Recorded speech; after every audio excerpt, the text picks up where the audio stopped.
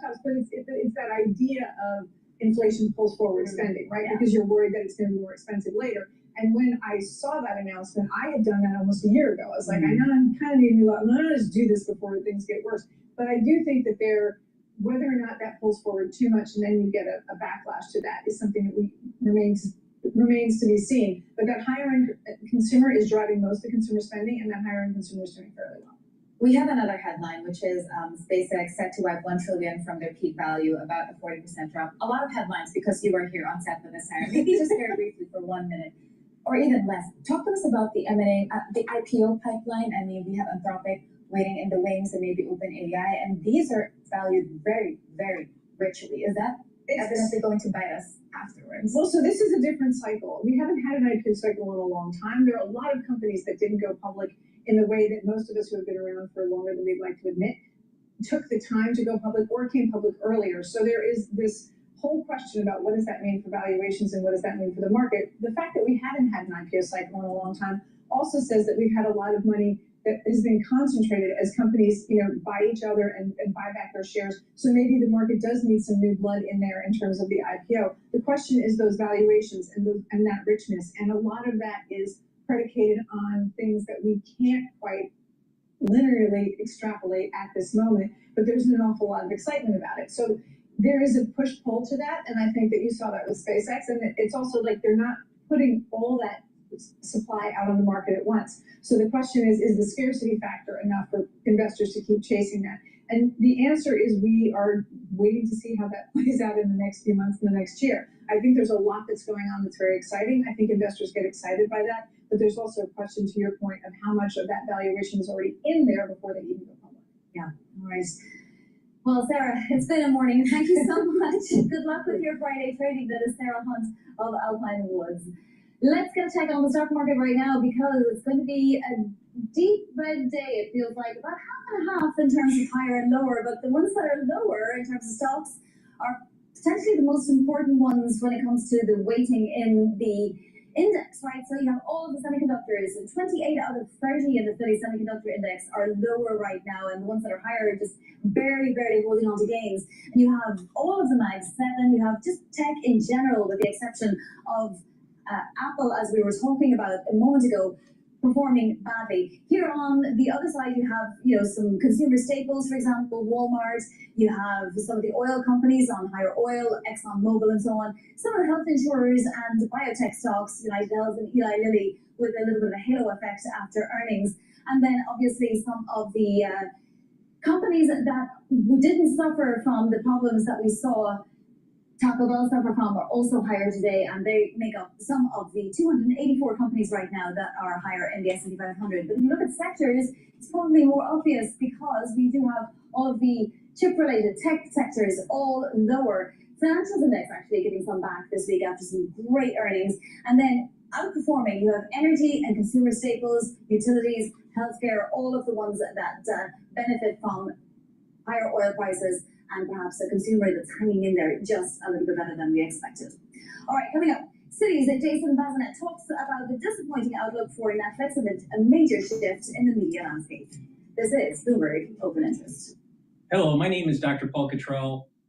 We are live streaming on Rumble, on YouTube, and my website, the-studio-reykjavik.com. We still have the problems with the smoke coming from Canada.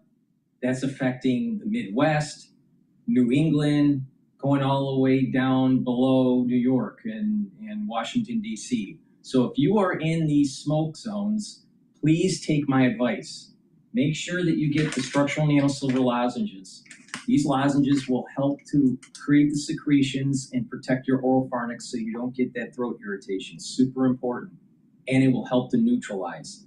By protecting your oral pharynx, you're going to be able to prevent or at least mitigate irritation and upper respiratory issues because of this smoke that's taking place. You can get the Manuka honey lozenges or the orange splash.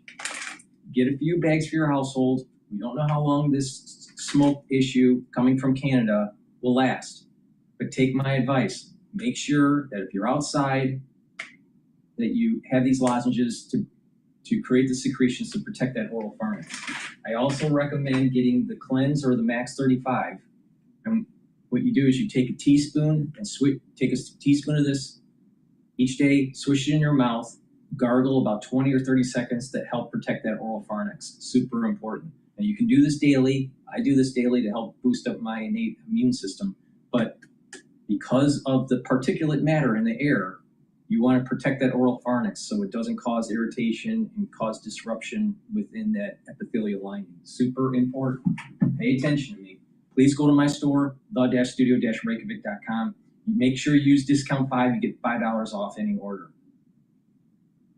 Share the links and ask your social media to follow me so I can grow the channel and reach a larger audience. The S&P 500 is down. It's at 7,437. It's a big drop. So we're down for the day right now. And the VIX index has spiked up to 19. So it's below 20. It's still relatively calm. It's not crazy. But we have to keep in mind we have problems with the tech sector right now. AI bubble most likely is bursting. People are starting to talk, and I have been, but people are talking on their podcasts on how the business models for OpenAI and Anthropic are not sustainable. We have oil that went up today. It went as high as $81. Right now it's trading at $80.80 at the moment for WTI. Bitcoin is trading down. It's at 62,670. So 62,670. Euro is trading at 114 stable. Japanese yen trading at 162.35 stable. The natural gas is trading at 2.897. Gush has been climbing in the session because of oil being up, and that's now trading at 37.13. I'm longing oil right now. I'm longing Gush. I have a hedge strategy for natural gas where I'm longing and shorting. So with that, let's continue with Bloomberg. SBC, of course, the firm saying Apple has a stronger product lineup coming and better AI tools. And finally, a down day for Netflix, down almost 10% now after a weak third quarter guidance overshadowed an inline quarter. Jeffrey is saying today the report strengthens the bear case as growth and engagement slow. Evercore ISI pointing to softer revenue and profit guidance. Piper Sandler saying investors are focused on slowing growth. Isabel.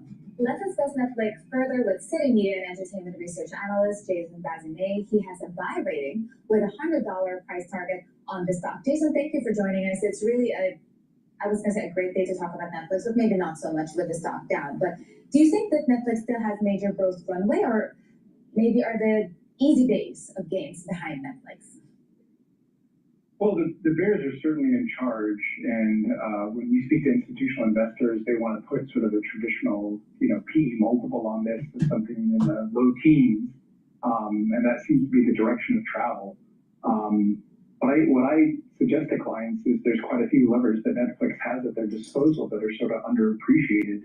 The company talked about on their public call about new high-end tiers, new low-end tiers. So I could imagine things like paying extra to binge watch, right, and not giving that to every consumer for free, charging premiums for early access to their films. And so there are absolutely levers that they have at their disposal. Is the growth going to re-accelerate? I don't think so, but can it stay in this, double-digit range for a number of years? I think the answer is yes. Yeah, I mean, that's actually a great point. I think a lot of people would pay a little extra to be able to binge watch, or just, they would tell themselves they wouldn't do it, but just to have the option there, right? So, That's right. Obviously these are things that the company is thinking about. It's implemented so many new things. Why would it have a problem implementing these new things, Jason? Why are investors losing confidence? Well, on this particular quarter, I think they lost confidence because Netflix has very carefully trained the buy side to sort of follow this simple algorithm, which is Netflix spends money on content, they drive engagement, that engagement allows them to ask for permission to take a price hike. And so what the buy side is looking at is the engagement numbers are falling, and so that makes investors very nervous that they're not going to be able to get pricing. That's sort of the soft hypothesis. What happened in the quarter that they just reported is in the United States, they announced a price hike that took effect in the second quarter, but the US and Canada's division of Netflix missed street estimates. And so what investors think is, oh, they took the price hike, but because the engagement is down, they must have lost subs. Now the company says that's not true, but it was a tactical data point that fed into that buy side narrative, and that's why you're seeing downside performance in the stock today. What about other initiatives of Netflix? Do you think live sports, podcasts, or even ads can become meaningful growth drivers? And if so, by how much? Yeah, so I mean, we've argued for a number of years that the direction of travel, if you look more broadly in the entertainment landscape, is what I call open platforms. That is content that is not curated by some sort of expert. And so what does that mean? In the video world, it means YouTube grows faster than Netflix. It means in the publishing world, Substack grows faster than a lot of other publishers. And you can just go through the list of any sort of media vertical. It's the same pattern. Open beats closed. This is probably one reason why there is this visceral reaction to Netflix trying to go out and buy traditional media, because much like generals are often accused of preparing their battle plan to win the last war, the future direction of travel may be more around user-generated content. Netflix used to sort of scoff at this notion 2 years ago. They clearly have made some JVs where they're bringing in more podcast content and more content from content creators. And I think they just need to go in that direction, but probably go faster than what's been announced so far. Yeah, I mean, it lost out most recently on Roku. Are there any other assets like that it might pursue again? Or were these two particular assets that they wanted, and if they weren't available, it's not that they're just going to acquire for acquiring's sake? Yeah, I mean, there's a number of potentially traditional media assets that they could buy. The one investors are talking about now is NBC Universal, which is getting spun off from Comcast in about a year. I think what would be more intelligent for Netflix to do is not to go back and try and buy IP or buy a traditional film and TV studio.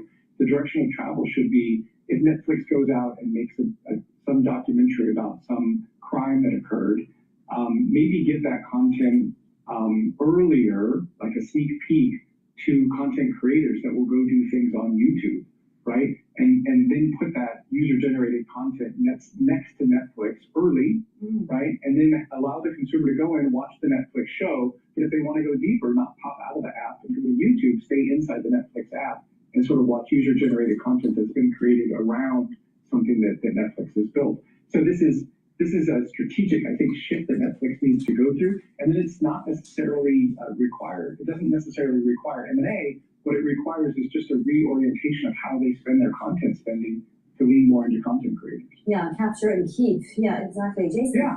Thank you so much. City Media and Entertainment Research Analyst Jason Mazaneda.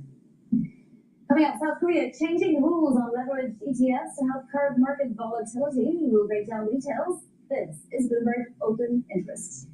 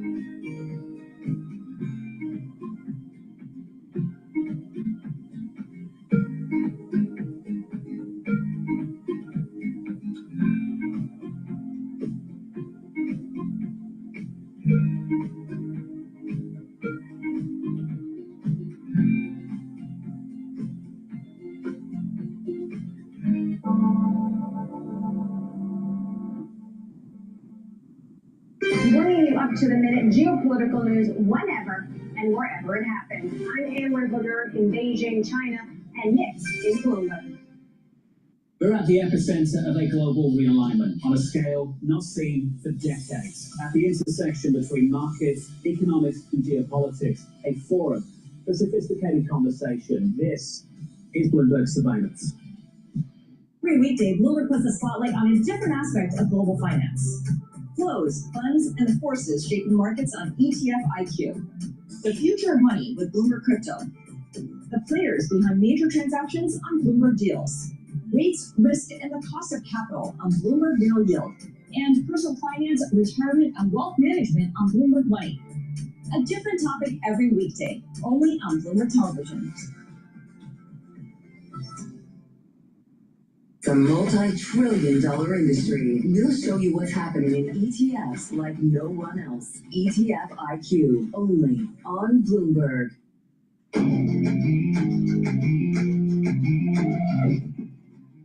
This is Bloomberg Open Interest. You're looking at a screen behind me that is going to be red because we're seeing a global chip sell-off spilling over U.S. equities. We have traders really rushing to exit their positions as they exit into these big names that have, yes, powered the bull market higher the past months, but have also become extremely expensive. You're looking at an S&P that's down by more than 1%, or maybe nearly 1%. The Nasdaq 100 down by session lows, down by more than 2%. The Russell is also down, and the Dow Jones is down, and the Philadelphia Semiconductor Index, this is a gauge of chip makers. It's entering what is called a technical bear market. It's down by 20% from its peak in June. So it's really all red in this space for me. A Bank of America fund manager survey this week said that the most crowded trade is, guess what? Long semis. So we're really going to see how the rest of the we definitely have a sell-off going on in tech.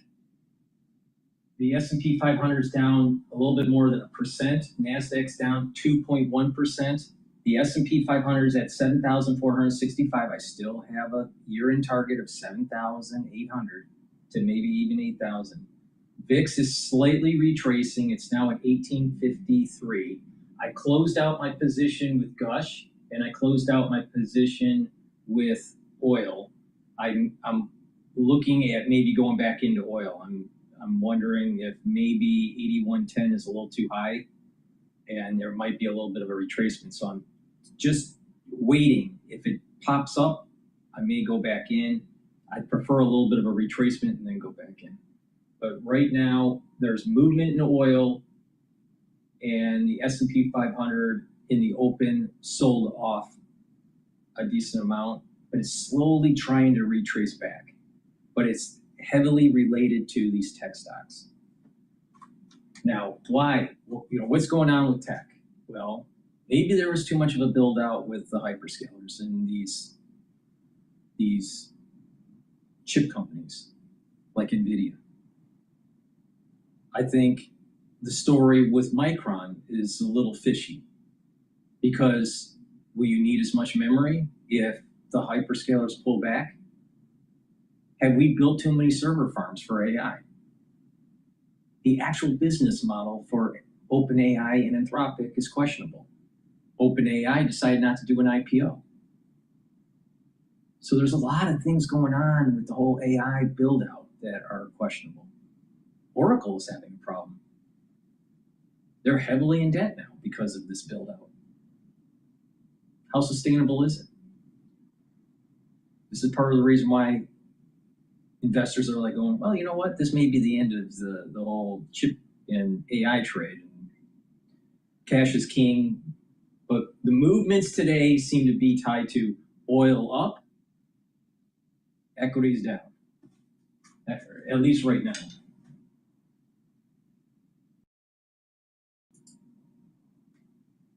Down and invest in that stock. Before we continue with Bloomberg, please go to my store, the-studio-reykjavik.com, and get the magnesium and zinc. This will help to boost up your immune system and help with your brain function. Vitamin C, magnesium, helps with skin health, boosts up your immune system, and helps with brain function. You can take them together or you can take them separately. But please go to my store and get these and help with your brain function. It's really important. Please go to my store, the-studio-reykjavik.com. It helps support the work that I do. It helps support your health. And these are supplements that I take every day to help slow down the aging process. It works. Just do what I'm doing. And I'm telling you how I'm making money in the market, and it doesn't take that long. If the market's only been open for less than 30 minutes, and I already closed 2 positions profitably.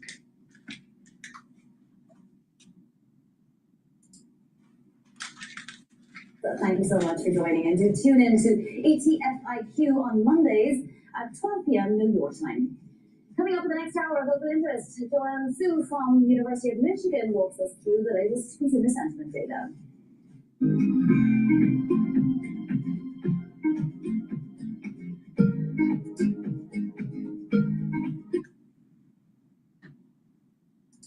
right, since Bloomberg is on commercial break, let's go to the war that's happening with the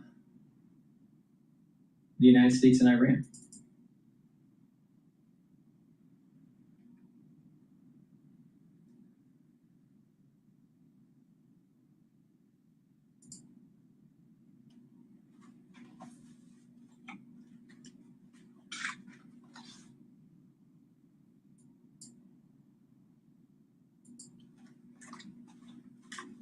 Overnight, the U.S. launching a new wave of strikes on Iran, destroying military and maritime targets, including a key port tower, as the administration ramps up pressure over the Strait of Hormuz.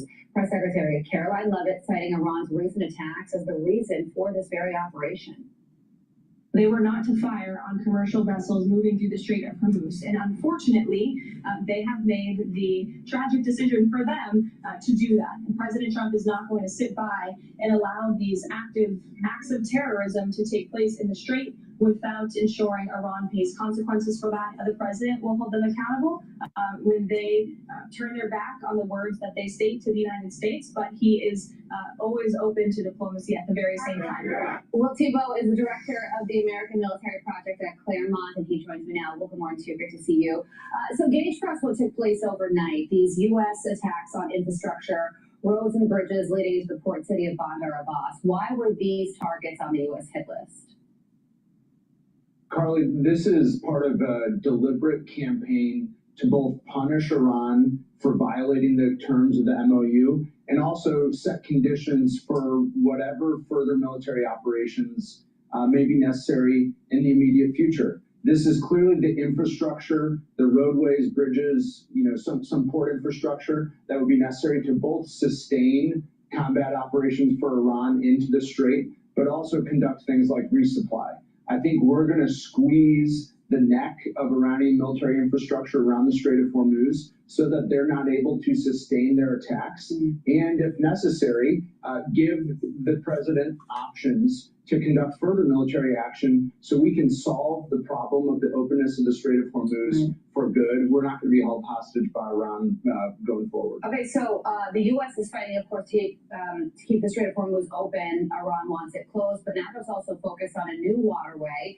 According to Reuters, here's the quote: Iran has asked Yemen's Houthi movement to stand ready to close the Red Sea oil route if the United States strikes Iranian power infrastructure, three sources told Reuters on Thursday, posing a potential new threat to global energy supplies.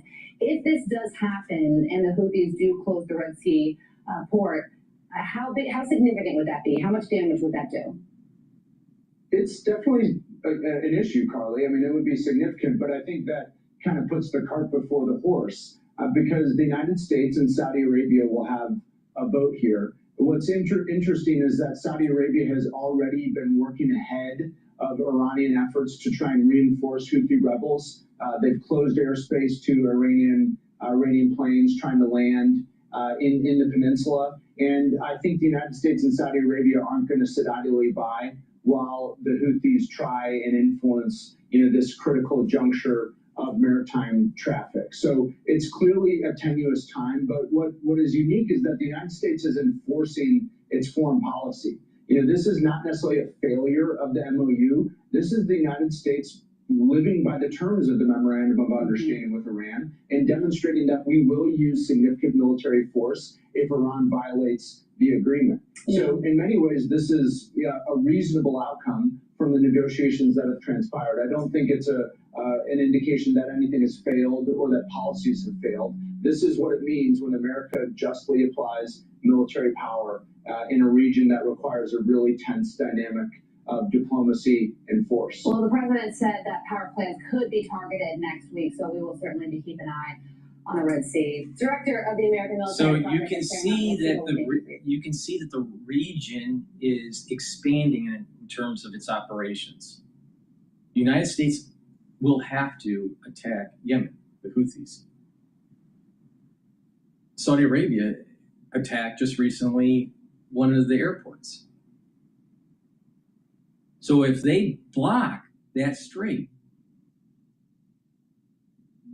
by Yemen, Bab el MIAB or MOB, whatever it's called.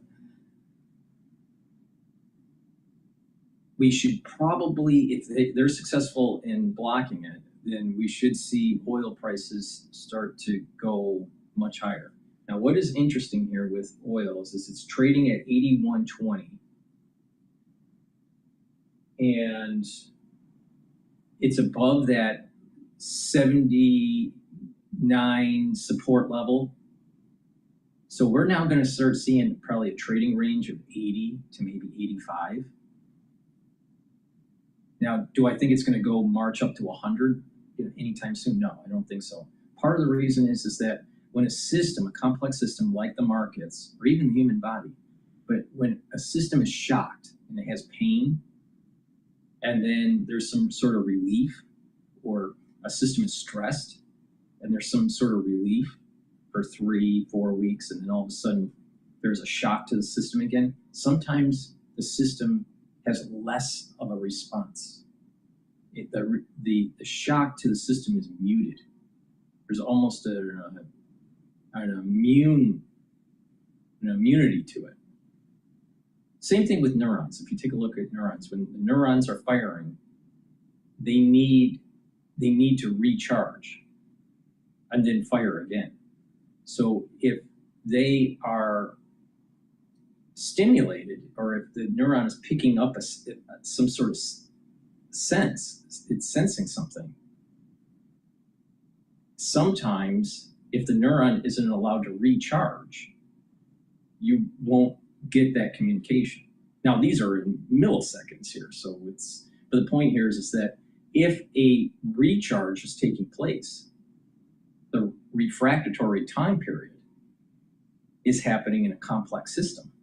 You may have less of a response that you had before. And many financial markets are like this. The initial shock, it's bad.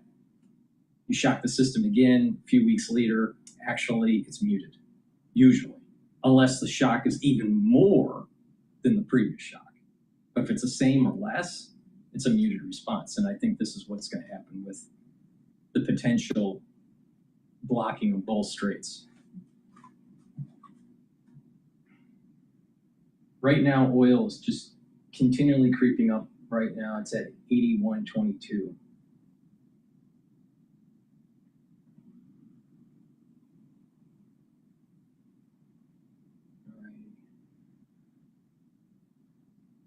Smoke fires are even affecting Pennsylvania right now, so let's listen into that. But before I play the fires from Canada and affecting the Midwest and New England and the East Coast, take my advice, make sure you use the structural nano silver lozenges, the Max 30 Fiber Cleanse. This will help to protect your oral pharynx. Super important, because that smoke and the particulate matter, when you're breathing it in, is going to perturb and cause inflammation at the epithelial lining and increase your chances of an upper respiratory infection. So it's very important to pay attention to. Those lozenges will create the secretions to protect the oral pharynx. Max 30 Fiber Cleanse, by gargling about 20-30 seconds, will also help to protect that oral pharynx. So the ones that are affected by the fires and this particulate matter, take my advice and use this stuff. Also the gels, lightly coat your nostril to help to collect the dust particles.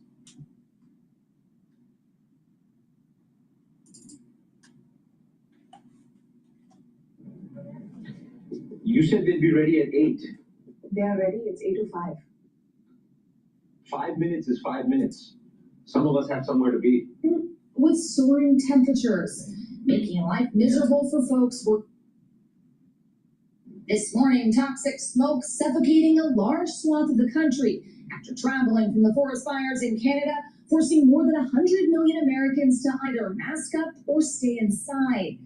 Late Thursday, first Detroit, then Chicago clocked the worst air quality in the world. It's wild, because when you look outside, you think it's fog, and it's completely covered the city, and it's smoke, because when you walk outside, it burns, it stings a little bit. In response, officials in Chicago closed local beaches. In New York City, public libraries and police precincts handed out free masks. We're most definitely worried about it because I struggle with, health problems. The smoke also impacting sports games across the country, including forcing an early start to the Mets-Phillies game in Philadelphia. Supposed to start this game at 7:10. We've been moved up 1 hour because of the conditions outside. Over in Chicago, the dangerous smoke forcing an MLS soccer match to be postponed. Similar scenes playing out across Ohio, Minnesota, and Michigan. The haze triggering a code purple in parts of Pennsylvania and Maryland, which indicates very unhealthy air. Making matters worse, a brutal heat wave with soaring temperatures, making life miserable for folks working outdoors in Michigan. Stay hydrated, listen to AC, take a minute or two, or break in the heat. Health experts warn the extreme temperatures combined with smoke are a double blow to the body. Stay indoors, turn on whatever air filtration system you have. What symptoms should people be looking out for? Shortness of breath, chest pain, we see effects all over the body. And experts say the health impacts from this air are down to particles that are 1/30th the size of a single strand of hair. That is so small they can get into your lungs and into your bloodstream, causing all kinds of problems, which is why health officials say if you are experiencing any symptoms in these conditions, to take those symptoms seriously. Craig? It's very important to protect that oral pharynx and use that structural nano silver gel and lightly coat your nostrils. And stay away from the outdoors while this smoke is in your area. The particulate matter will disturb that oral pharynx and get into your lungs, create irritation, get into that bloodstream, and that irritation, unfortunately, a lot of people aren't talking about this, but chronic irritation with your lungs will make the blood vessels leaky around the alveoli. So the toxins and inflammation and the pro-inflammatory cytokines, they'll get into the bloodstream and start to disturb the blood-brain barrier. And what will happen is the blood-brain barrier vascular system will start to dilate a little bit, start to become leaky. And when that happens, it gets into your brain, causes inflammation. And if it's chronic, over time, it causes neurons to have problems. Misfolding of proteins, accumulation of plaques, neurons won't connect correctly. So this could also cause problems with the brain. So if it's chronic, it can cause problems with the heart, it can cause problems with breathing, cause vascular issues, blood-brain barrier issues, and if chronic, can cause problems with neural connections. This is the reason why I keep on saying protect your immune system. If you have a good immune system, you'll be able to weather the storm here. But this stuff, if it's chronic, can cause a lot of problems. All right, please go to my store, the-studio-reykjavik.com.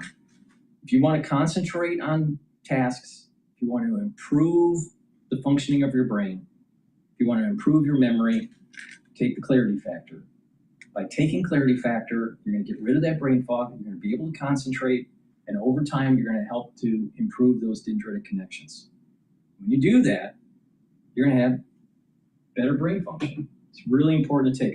It's a great supplement. Take it every day. Some people take it in the morning, others take it in the mid-afternoon. But take it every day. Drink it with filtered water. C60, very powerful antioxidant. This will help to boost up your immune system and your endocrine system, help with your cardiovascular system by reducing the concentrations of oxidized LDL so you have less plaque formation. They'll help your neurons because they'll boost up the energy for your neurons, help the mitochondrial health, bring down inflammation, help to reduce stress of the neuron, and your neurons will be connected better. So you'll think better. It also helps your basal layer for your skin, so you'll look younger. It stacks really well with resveratrol. You can get it in a 2 ounce, a 4 ounce, or an 8 ounce configuration. It is cheaper per ounce to get the higher ounce configuration. You get an MCT coconut oil, avocado oil, or extra virgin olive oil. C60 has to be in an oil for proper absorption. Preferably take a teaspoon a day on an empty stomach in the morning for best absorption. And by doing this, what's going to happen is you're going to soak up those free radicals and you're going to slow down the aging process. Because what ages you? Free radicals, lower energy, poor mitochondria, and high inflammation. And I keep on hounding everybody. If you keep those controlled, you control your inflammation, control your free radicals, and boost up your energy levels, you will slow down the methylation process of aging. It's that simple. Doesn't have to be complicated. Life doesn't have to be complicated. If you view life in a more minimalistic way, where you don't need a lot of bullshit, and you just simplify, your life will be a lot better. Please go to my store, the-studio-reykjavik.com.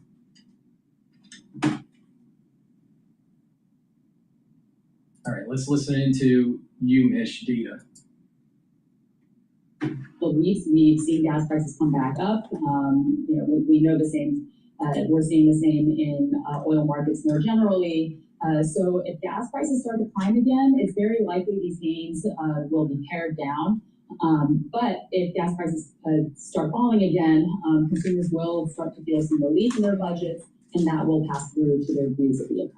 Right, gas prices depending on what happens to oil in the Middle East, and those are unanswerable questions, really, and investors have kind of come to some kind of peace over that. Joanne, before we let you go, talk a little bit about inflation expectations. These are consumer-based measures of where they see inflation headed as opposed to market-based measures, which is what we often talk about. What are you seeing in terms of the outlook for price increases? So largely speaking, we saw a decrease in short-run inflation expectation from 4.6% last month to 4.2% this month. That's a pretty sizable change, but it's still much higher than what we were seeing in February, let alone what we were seeing in 2024 when inflation had really slowed down from the post-pandemic peak. So consumers are seeing a little bit of relief on their pessimistic views from before. Long-run inflation expectations flat at 3.3, but that also not where we want it to be, still higher than it was before the Iran conflict began. There's been pretty scant relationship between you, Mitch, and actual spending data. So do you think that we should read this more as vibes than anything else, or do you think that for maybe this time around it'll translate into actual spending? Well, one of the reasons why we are seeing a bit of difference in terms of spending as well as sentiment, there are a couple of reasons. One is that despite the pain that people feel with high prices, if people feel stable in their incomes, if they are feeling that their wealth is supported by strong stock markets, they are going to be willing to spend through that. So at this point, we have a lot of spending that's coming from upper income, upper wealth people with sizable stock portfolios. And when you look at our data, those are the ones who feel much more positively about the economy. But again, that really depends on those parts of the economy remaining strong to support spending, despite the fact that consumers, by and large, they hate high prices. Absolutely, and that's something we see over and over again in the data and in earnings as well. Thank you so much, Joanne Shu. She is University of Michigan Surveys of Consumers Director, joining us from Ann Arbor on the U.S. consumer sentiment for July. This is the preliminary release here of the July consumer sentiment, climbing to a 5-month high, big distinction because of lower gas prices. And lower gas prices, especially over the summer, makes a huge difference. Joanne, thank you so much. All right, we have a lot of news on the tech front, Isabel, and it feels like this week we've seen a lot as it relates to Chinese tech as well. A lot based on that, and overnight there's a Chinese AI startup called Moonshot, which I thought the name was kind of apt. It sent jitters across markets, and this is why partly we're seeing, or largely rather, we're seeing an S&P and the Nasdaq that's down on the day, and that's where you're seeing the stocks on a bear market because of that. And For that, we have no one else better to talk to than Mandeep Singh. He's with Bloomberg Intelligence. Mandeep, do you think this is another DeepSeek moment, or do you think that this is something bigger, changing, maybe in the AI race? I would say neither. I'm of the view that, every time there is a new model release, every model provider would highlight, what is unique about this release. And in this case, they talk about, token efficiency, the fact that they have caught up in terms of certain types of functionality that the model can provide. And look, we were in an environment where everyone is talking about how expensive it is to deploy these technologies, the LLMs. And this model seems to be good enough at a low price, which is what is catching attention. But that doesn't mean, they're caught up to the frontier models that Anthropic and OpenAI have released. And so it's really a function of pricing. And to my mind, you can create news, but the actual adoption, we'll have to wait and see. And it speaks to the nervousness that consumers and investors have over who is prevailing in this AI race. It very much feels like an AI race. Mandeep, why have we gotten to the point where even though the cutting edge development and technology is happening in the US, it feels increasingly like Asian markets are dictating where things go in terms of price action? Yes, I think you bring up a very good point that, what's going on in Korea right now seems to be affecting, the indices here and how stocks are trading. And that's part of the nervousness that you alluded to, that, when things go parabolic, as they did with some of the stocks, for no reason whatsoever. Yes, the fundamentals have been great, but that doesn't mean, things have to go up in that fashion. And that's what creates nervousness around valuations. And we are seeing even news like Apple asking, China for qualification of, the US government for qualification of the Chinese memory name is creating a lot of downside for the US memory names and, your Micron and even SK Hynix. So that's the kind of environment we are in, where any sort of news creates that sort of action where, if stocks were trading at a high valuation, it's going to have an impact. And I think the fundamentals haven't really changed in a big way, which I think will be validated when these companies report their earnings and guide for CapEx, which I expect numbers to go up. But we are in an environment where news will have an impact on day-to-day volatility. Mandeep, do you think that this is a sign that investors should see this as a threat to US AI leadership, or is it just simply more competition, which is what we should expect anyway? I think the overall message here is you can't have two companies dominate the LLM race. It's never going to be good from an ecosystem perspective. They will have very high margins, which is definitely not something that all the other companies want in the ecosystem. So there is a desire to have more LLMs and cheaper pricing for these LLMs, and that's why if the option is available through open source Chinese models, people are looking into it now, and it's across the board, and it's no different from any other technology trend. You want to see the cost come down as adoption goes up. That wasn't happening here. And I think that's why you are seeing so much interest in open source LLMs right now. Okay, so China with DeepSeek and now Moonshot, these developments, when we hear about it, kind of feels like it comes from out of nowhere, mainly because we haven't been following the incremental news on it. Are there other places or other companies that could surprise us in the same way, where suddenly they come out with a fully formed AI model, LLM, that we didn't know about? Yeah, I mean, look at Meta announcing the Muse models and, trying to become a cloud provider and selling their APIs externally.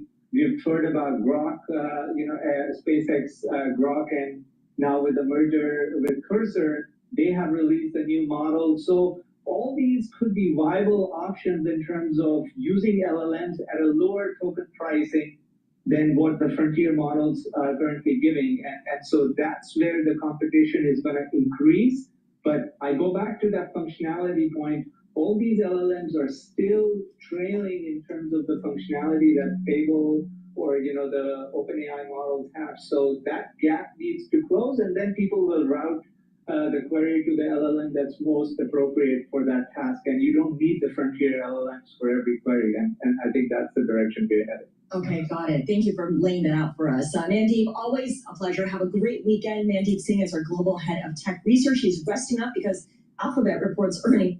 All right, we're going to go to another clip about energy. But let's just do a market recap here. 7,489 for the S&P 500. VIX is at 18. Euro's at 114. Japanese yen's at 162.37. Bitcoin's trading at 63,000. Oil's trading at 80.96. The intraday high was 81.25. So at least in the near term, that's a resistance level. And natural gas is trading at 2.898. Natural gas should be trading at about 2.6.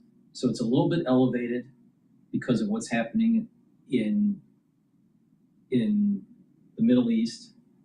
And obviously oil should be trading like about $68, $65 a barrel. And so that's also elevated because of the wonderful thing that's happening in the Middle East, unfortunately. All right, so we're going to go to Bloomberg about energy, but before we do, please go to my store, the-studio-reykjavik.com, and get the heirloom barley. Heirloom barley will help to bring down inflammation, soak up free radicals, and detoxify your body. This is probably really important to take, especially if you're in the zones with the fires, because as people are breathing in this crap, you're going to need to detoxify your body. So please go to my store, the-studio-reykjavik.com, get the heirloom barley, but this will help with your immune system, your endocrine system, help with joint health, allow you to recover quicker after a workout, and also help with brain function because it keeps the inflammation down and soaks up those free radicals. And detoxifying your body is really important to slow down the aging process. Gladiator barley has all the benefits of heirloom barley, but one extra one helps to build muscle. So if you're an athlete, or if you're older and you have atrophy and you want to build some muscle, take Gladiator barley. And again, this helps to detoxify your body. And by building more muscle, you're increasing your myokines concentrations and BDNF, which are neuroprotective. So yes, by building muscle, you're protecting neurons. So please go to my store, the-studio-reykjavik.com, and get the Gladiator barley. And if you're an athlete, younger or older, you'll benefit from the Gladiator barley because it'll allow you to recover quicker after your workout, soak up those free radicals that you're producing from a workout, bring down inflammation, and also help to build muscle. So please go to my store, the-studio-reykjavik.com. Jeans that don't crush your nuts? Yep, they exist. Introducing the perfect jean. It's got premium stretch fabrics.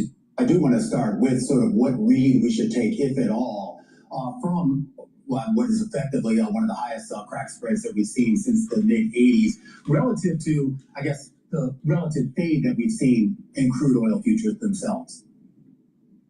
Well, I think when we think about oil, it was impacted by, like I could say, when that MOU came out, it was like popping a pimple. There was oil trapped behind the strait, and it all came out suddenly, like over 120 million barrels. Some estimates put as high as 150 million barrels. That hit crude really hard as it came down, but obviously you can't refine it immediately and put it into products. But at the exact same time, Ukraine started striking deep into Russia, like 1,300 kilometers inside Russia with precision drone strikes that were taking out what we call the CDU, crude oil distillation unit. That's the primary tower. Some of these things are going to take years to rebuild.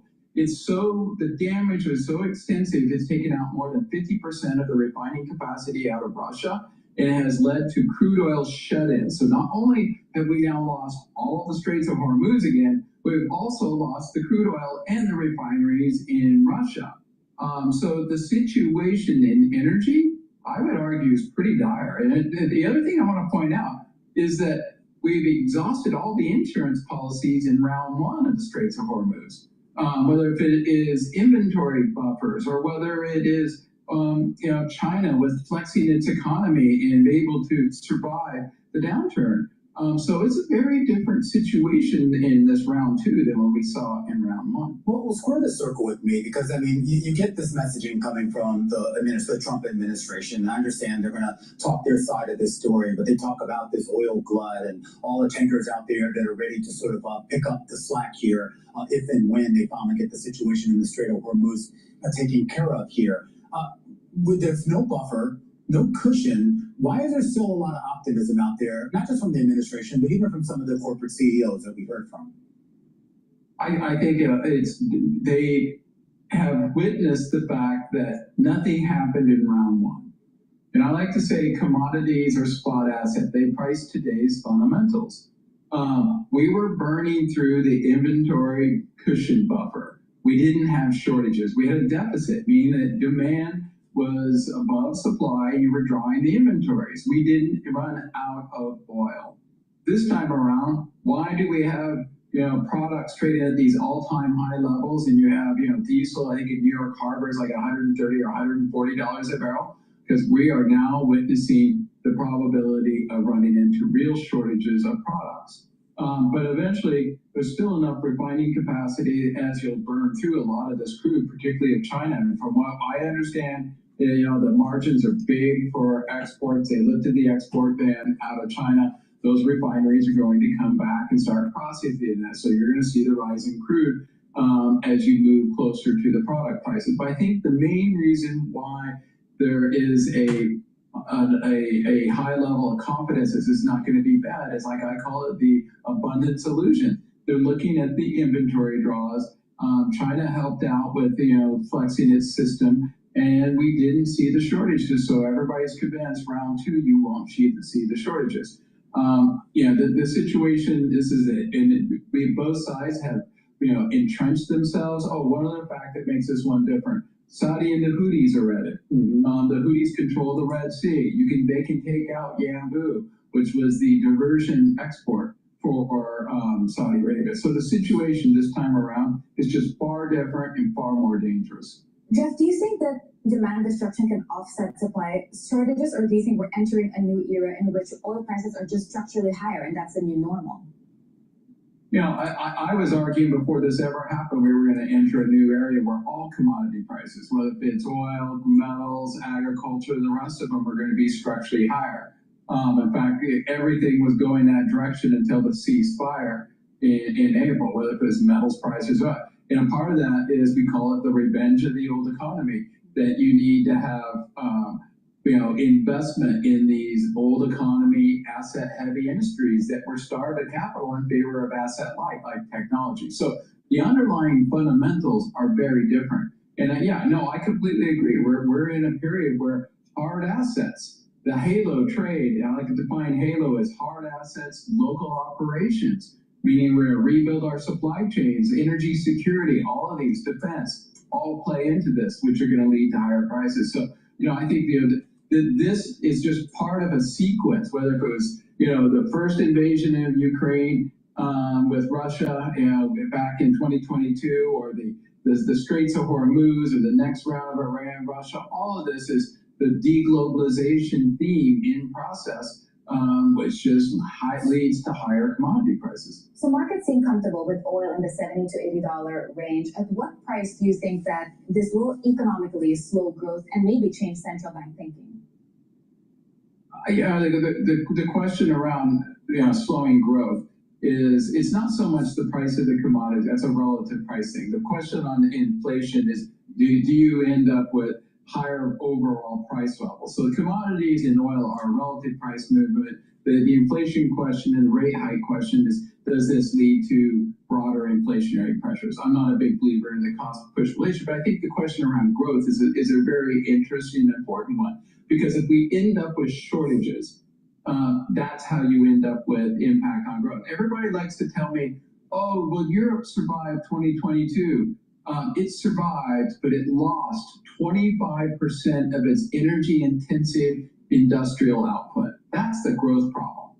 And when we think about what happened in Europe, and if this thing extends on, you don't have the products, you don't have the oil, it will hit growth. There's no other option. And the insurance policies are gone. I also want to point out, there is no strategic petroleum reserve for products. So the ability to, find ways to get out of this starts to become extraordinarily difficult. Hey, Jeff, before I let you go, I do want to get your thoughts on what's going on in the energy sector outside of geopolitics. And this has more to do with energy intensity, the needs for this AI build out and boom, coming off that PJM disclosure yesterday and everything we know about this build out. Do you have any sense here that we will find some equilibrium anytime soon with regards to supply and demand?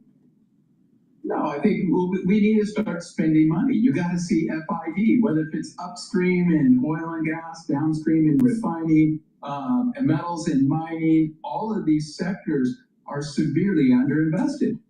You look at metals and mining, CapEx is down 35% from its peak. You need a lot of metal in those data centers. And you need metal for the grid. You need metal for transformers. You need metal for turbines. We need oil and gas to burn in them. We got to get to a point where commodity prices are high enough to attract capital back to the sector. You need higher return on investment to compete with the asset-light group.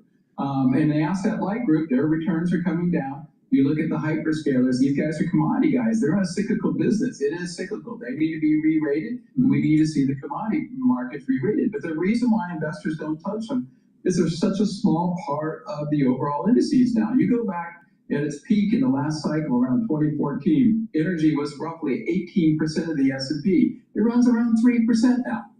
So even if it doubled, a portfolio manager who's running a broad portfolio looks at, I can miss out.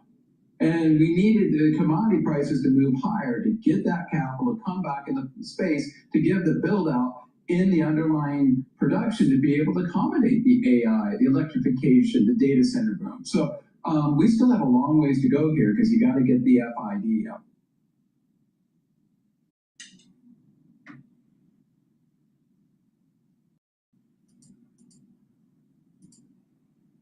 China helped out with, flexi. We're going to go to General Keen. Please go to my store, the-studio-reykjavik.com, and get the probiotics. You can get it in veggie cap form or in the powder form. It'll help to improve your gut biome.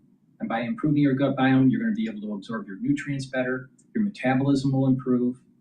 You'll be able to sleep better because a good gut biome helps with sleep patterns. You'll be able to consolidate memory, detoxify your central nervous system. By having a good gut biome, you're reducing leaky gut syndrome. You're improving your immune system and the mucosal layer of your gut. Good health starts at the gut. And with good gut health, not only are you improving your metabolism, but you're also improving your skin. So please go to my store, the-studio-reykjavik.com. Get the very high quality probiotics that I offer. You can get it in veggie cap form or in the powder form. I prefer taking the powder because I mix it with my foods in the afternoon. So please go to my store, the-studio-reykjavik.com. Use discount 5 so you can save some money. The link is in the description of this video to get to my website, the-studio-reykjavik.com. All right, let's figure out what's going on with this war in For retired four-star General Jack Keane, Fox News senior strategic analyst, chairman of the Institute of the Study of War. General, here we are, day 6 of this campaign. Is there how would you describe the game plan, and how are we doing in executing it?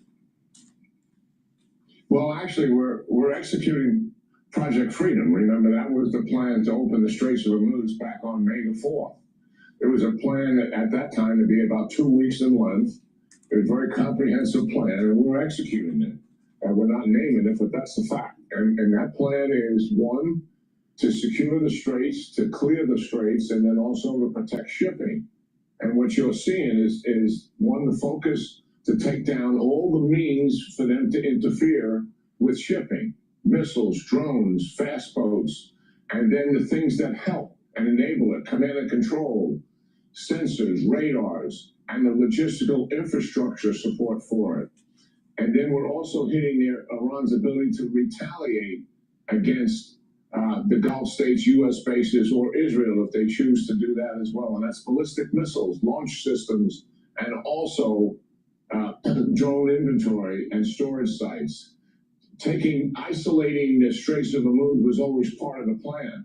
So that's why you see bridges being destroyed, because we don't want them to come in and be able to reinforce logistically and begin to recover the capabilities that we're taking away from them. So nothing different about this. We just never saw Project Freedom being executed fully. Remember, it got stopped in the 36th hour, something outrageous by Saudi Arabia, if you recall, who would not permit us to fly out of their airbase and not permit us to use their airspace, and also put pressure on us to stop the operation. So this takes some time to unfold to truly get it right. And hopefully this time we'll be able to complete it and get it right. And then here's what we got to remember. For Iran, the Straits of Hormuz is a strategic asset. No matter what happens here, they will continue to want to take it back from us because it's number one. They don't have a nuclear power capability. They're not even close to developing a weapon now. This is their number one strategic asset. It gives them leverage over the Gulf states in the region, and they truly want to have an element of control here. And they are willing to fight us for it, and we have got to take it away from them and prevent them from ever getting it back under their control again. And let's finish this operation to get that done. General, is it possible to make Iran incapable of stopping the Strait of Hormuz? Yes. I mean, can they harass a little bit? Certainly. But we can take down all of their means and all of their ability to control it. And it just takes some time to deal with this. And it's a comprehensive plan, to be sure. Let's complete the plan. And now we're going to have, what are the Iranians doing now? They're doing what they did once before to stop us on April the 8th. And that is, we're willing to make a deal. And what do they want us to do? They just want us to stop what they're doing. We're taking their number one strategic asset away from them, and they're going to talk about making a deal. Now, let's get something straight for the American people. There is a fiction created by the Iranians that there's a diplomatic side to the Iranians that are moderates and they really want to make a deal. And then there's these hardliners, the IRGC and others, who are don't want to make a deal. And these diplomatic guys have got to work with them and help us work with them, Americans. You got to understand the challenges that we're facing. That is all fiction created by them to play us. And we've got to wake up to the facts that are really in front of us. And the evidence speaks louder than their words. They broke the MOU within days of their president signing it. Yes. That's a reality. Why? Because of what I said. This is at their center of gravity. This is their strategic asset. We should not fall prey to this recent and now diplomatic overture to make a deal again. They just want to stop us from taking this strategic asset away from them. We've got to get on with doing it. So there is no moderates, and we learned that in the 80s, if you paid attention. There are no moderates. There's a good cop, bad cop, however they're playing it. They're speaking with one voice, but they pretend to speak with two. Lastly, Iran says, if you guys target our power plants, we're going to tell the Houthis to shut off the best they can the Red Sea. We'll see that map. Can the Houthis do that, and what would we do if they tried? Well, the Houthis certainly can fire and initially shut it down, but then they're going to pay an awful price. We came close to taking just about everything away from the Houthis once before. We didn't finish that campaign because they were willing to do what? They were willing to stop interfering with the Red Sea and the Suez Canal, which Bab Mandab leads to it. And they know full well what's coming if they attempt to do this. And it would likely bring the Israelis back into this and major combat operations again. So that's their choice to make, certainly, but we can deal with that if they execute that. It's a very impressive war plan that's happening right now. We're not talking a lot about it.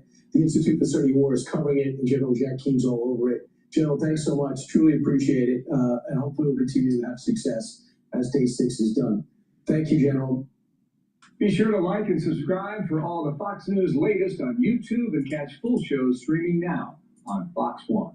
All right, we're going to play a video from Morning Joe because he's upset about Trump and his speech last night. Morning Joe was so intelligent. Morning Joe always is on top of things. Declassified documents undercut Trump's election claims. All right, let's see what Morning Joe has to say. And this is part of the documents that the White House released.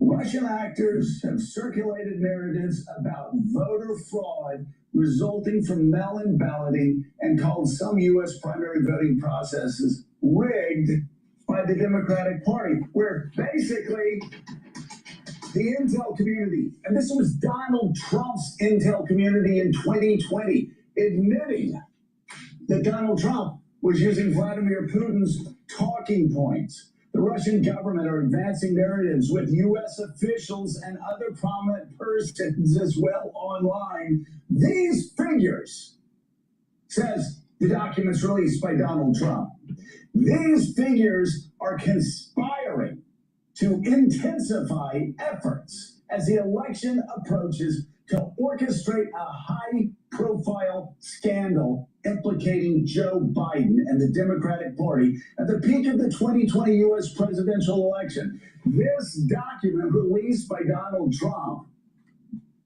to prove that U.S. elections in 2020 were rigged says their aim is to defeat former Vice President Joe Biden and to ensure President Trump's victory. The incompetence is staggering. It's overwhelming. He has this speech. The Republicans, for people that don't know, I know you know this, Republicans were freaking out on the Hill all day. They did not want him to give this speech because they knew it would end just this way. With Americans concerned about how much gas costs, how much their rent costs, how much their health care costs, how much their health care costs, and how much their health care costs, the war going on in Iran.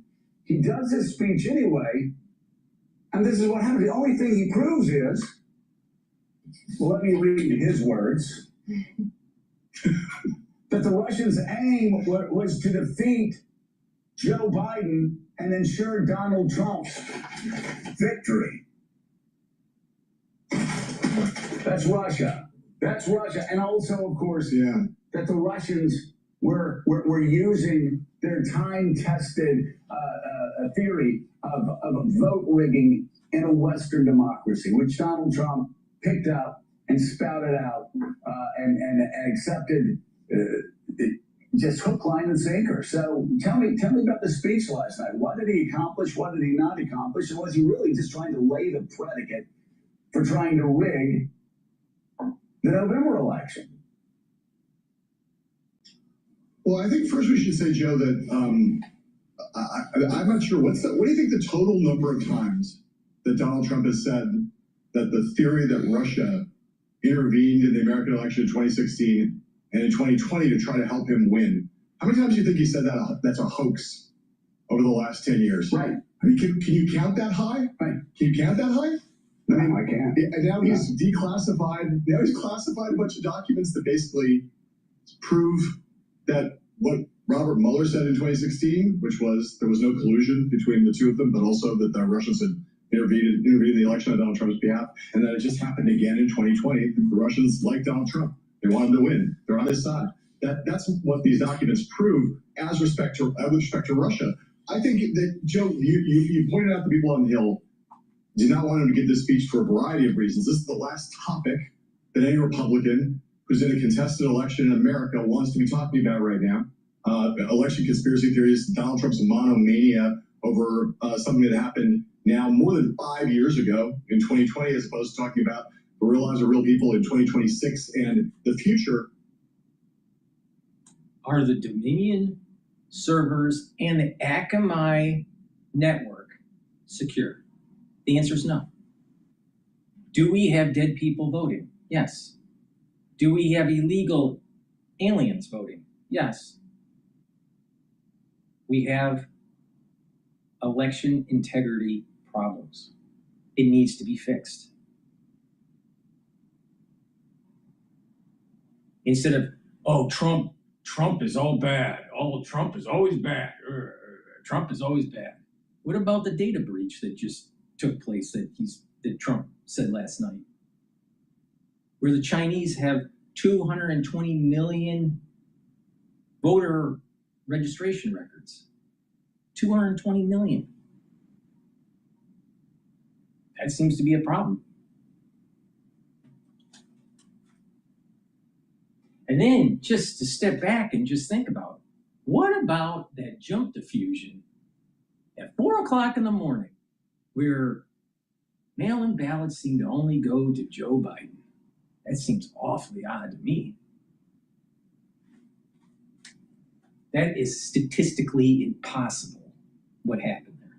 So anyone that wants to be honest, just look at the data. The count data. Does it look fishy? And the answer is yes. And then the question is, what happened? Because what happened in 2020 in terms of that jump diffusion, that's a signal of impropriety. But they know better. They know better. Joe, Morning Joe knows better. Really?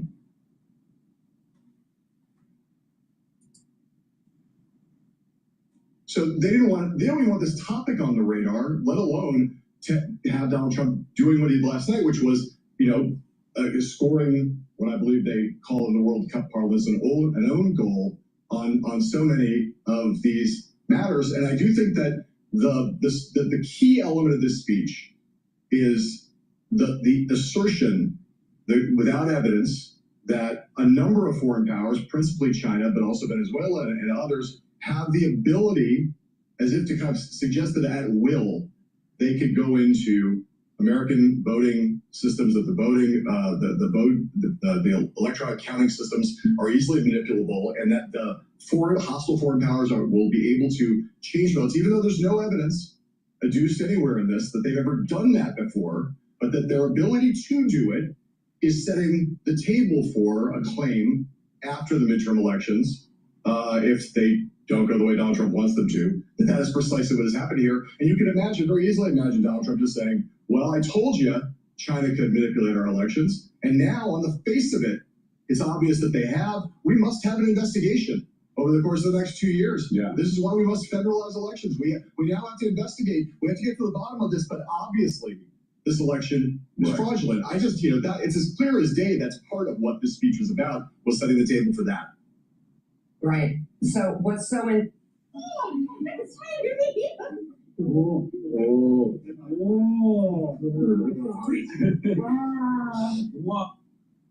Right. So what's so interesting is something new here, and that is how the media covered this. And Willie, first of all, Fox had that disclaimer that they were reading a legal brief practically for a million different reasons. Well, for 778 million reasons. Yeah. And then Fox News this morning, the comfy couch, they didn't mention this speech when they opened the show this morning. So that's incredible in itself. And then a lot of networks chose not to cover it. And if I understand correctly, CBS, because Tony DeCoppel's been kicked around a bit, they did an extensive fact check on the speech, pointing out disinformation.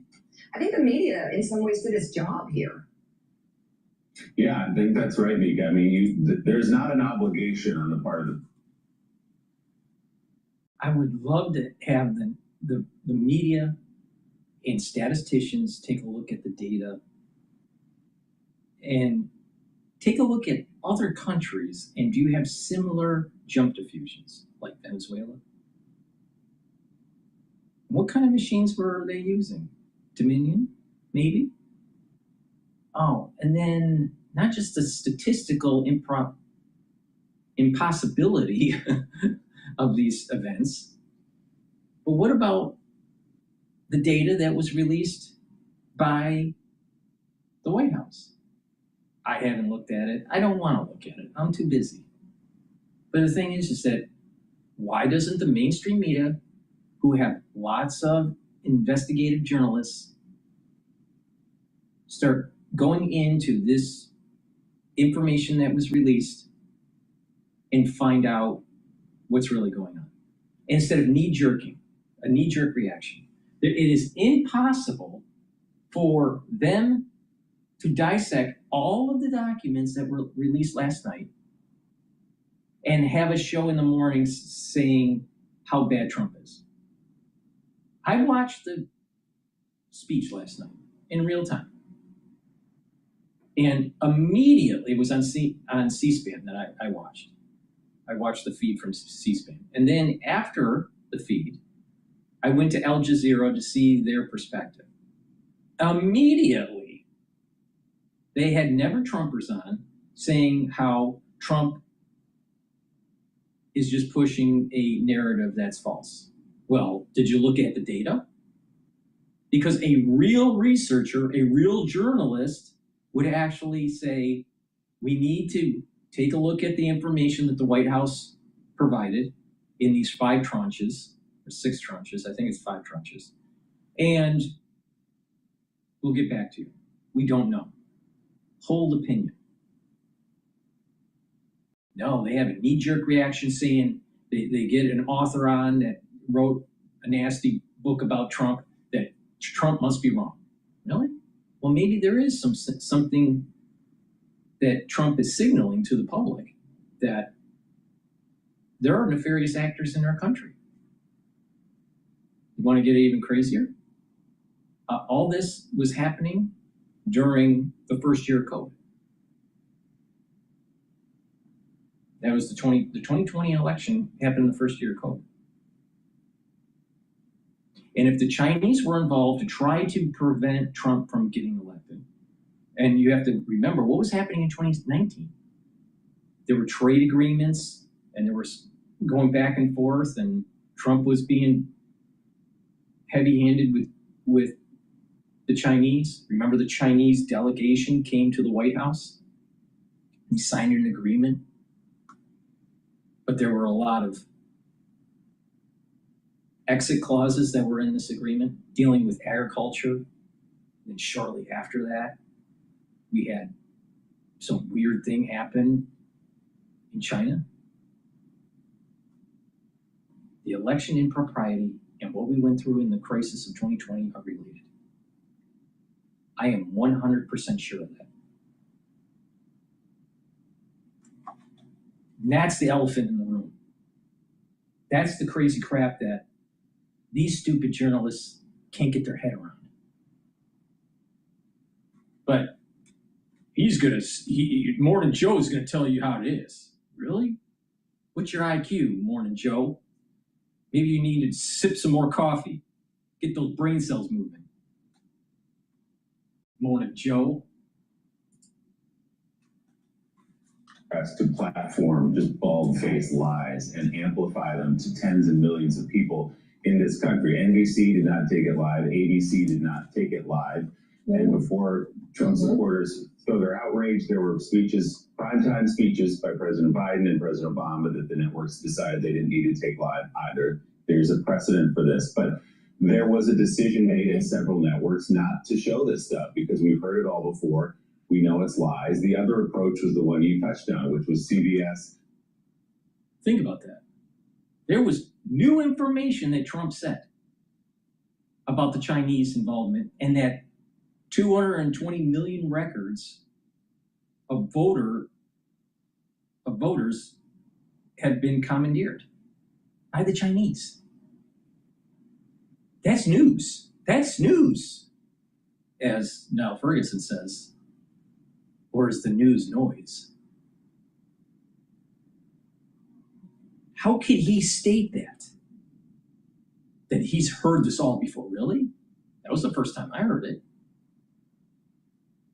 He knew that the Chinese took voter records? He knew this? Well, why didn't he say it? If he didn't know it. We all heard it before? That's brand new information. Unless you're in the intelligent community with classified information, so how the hell would he know the classified information? Unless there were people within the deep state leaking. See the problem here? They're either having information and withholding it to the American public and spinning a lie, or they're not doing their job and actually reading documents that are actually declassified and released to the public. Which is it? Maybe it's a little bit of both.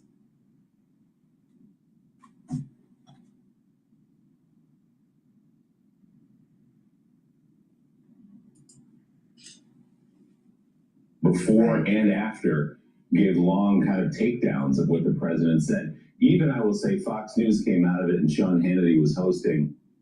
He was not thrilled by the speech. I think low energy and let's move along was kind of the theme of the night. Quick wrap up of it, not sort of fanning the flames of the claims. Let's turn the corner and get to some other stories. So, and you know, our MS Now and others, they dipped into it and then came out as soon as the lies started and debunked all of it. And even streaming platforms at NBC News did kind of the same thing there. So, yeah, I think that there was a decision made that we're not going to stand by or we're not going to participate in this further campaign by the president to lead up to something else, Sam Stein, which he kind of gave away at the end of the speech, which is, here are all these claims that, by the way, are not true, but I'm going to put them out there anyway. And why am I giving this speech in prime time? Because of what I just said. Now we must pass the SAVE Act. So this is pretext. This is predicate for what he wants to do. He's been stymied a bit in the Senate. They say they're not going to pass the SAVE Act, so he may find other ways to influence the outcome of the 2026 election on the platform, on the foundation of these lies he told last night. Well, like the rest of you, I put on my tuxedo last night to watch the speech. Got the cummerbund on this morning, accidentally. This did seem, I thought the biggest part of the speech was sort of the unstated context, which we've been alluding to here. Why give the speech now, right? I mean, some of the stuff that I was sorting through the documents last night they put up has been declassified for weeks or months by Tulsi Gabbard and others. Some of it's old and has been out there in the public already. They could have done a version of this speech at various points during the last year. So why do it now? And the only sort of logical explanation is that this is pretext, as you said, that they are going to say, well, there's real vulnerabilities. We have evidence that China has access to this voting data, which, by the way, you can buy. We could see, the mail-in balloting is insecure. Therefore, we need to federalize these elections. And that's the real concern that when you talk to people in the democracy protection community will happen, that we're going to get into, we're like a couple months away now, just months of intense litigation around what role the federal government has in administering state-run elections, because they are state-run. And so I sorted through all this stuff last night. I went through these documents. It is woefully unsubstantiated, the claims that he made. In fact, as Joe's been talking about, a lot of the stuff that's in these documents, primary material, just supports the opposite. It supports the idea that Russia was the primary actor here. Instead of saying it, have a show where you go from one document to another, maybe not all the documents, but the key ones, and state the claim that Trump has and show the document. Why don't they do that? Most people would watch that. Now, maybe these podcasters out there will do this. I don't know. But it seems fishy to me for the public to say, or the mainstream media to say, that we have elections that are safe.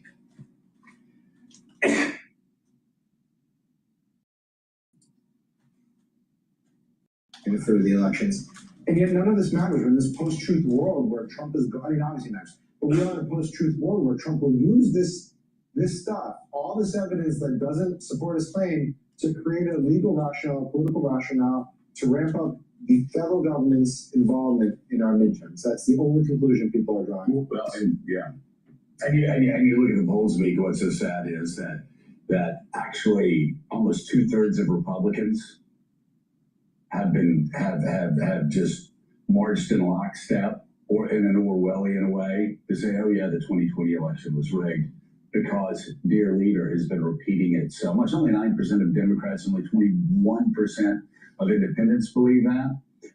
But how sad that an entire party has gone lockstep right. And God did exactly what George Orwell warned about. The party tells you not to use your ears, not to use your eyes, to just blindly follow their leader.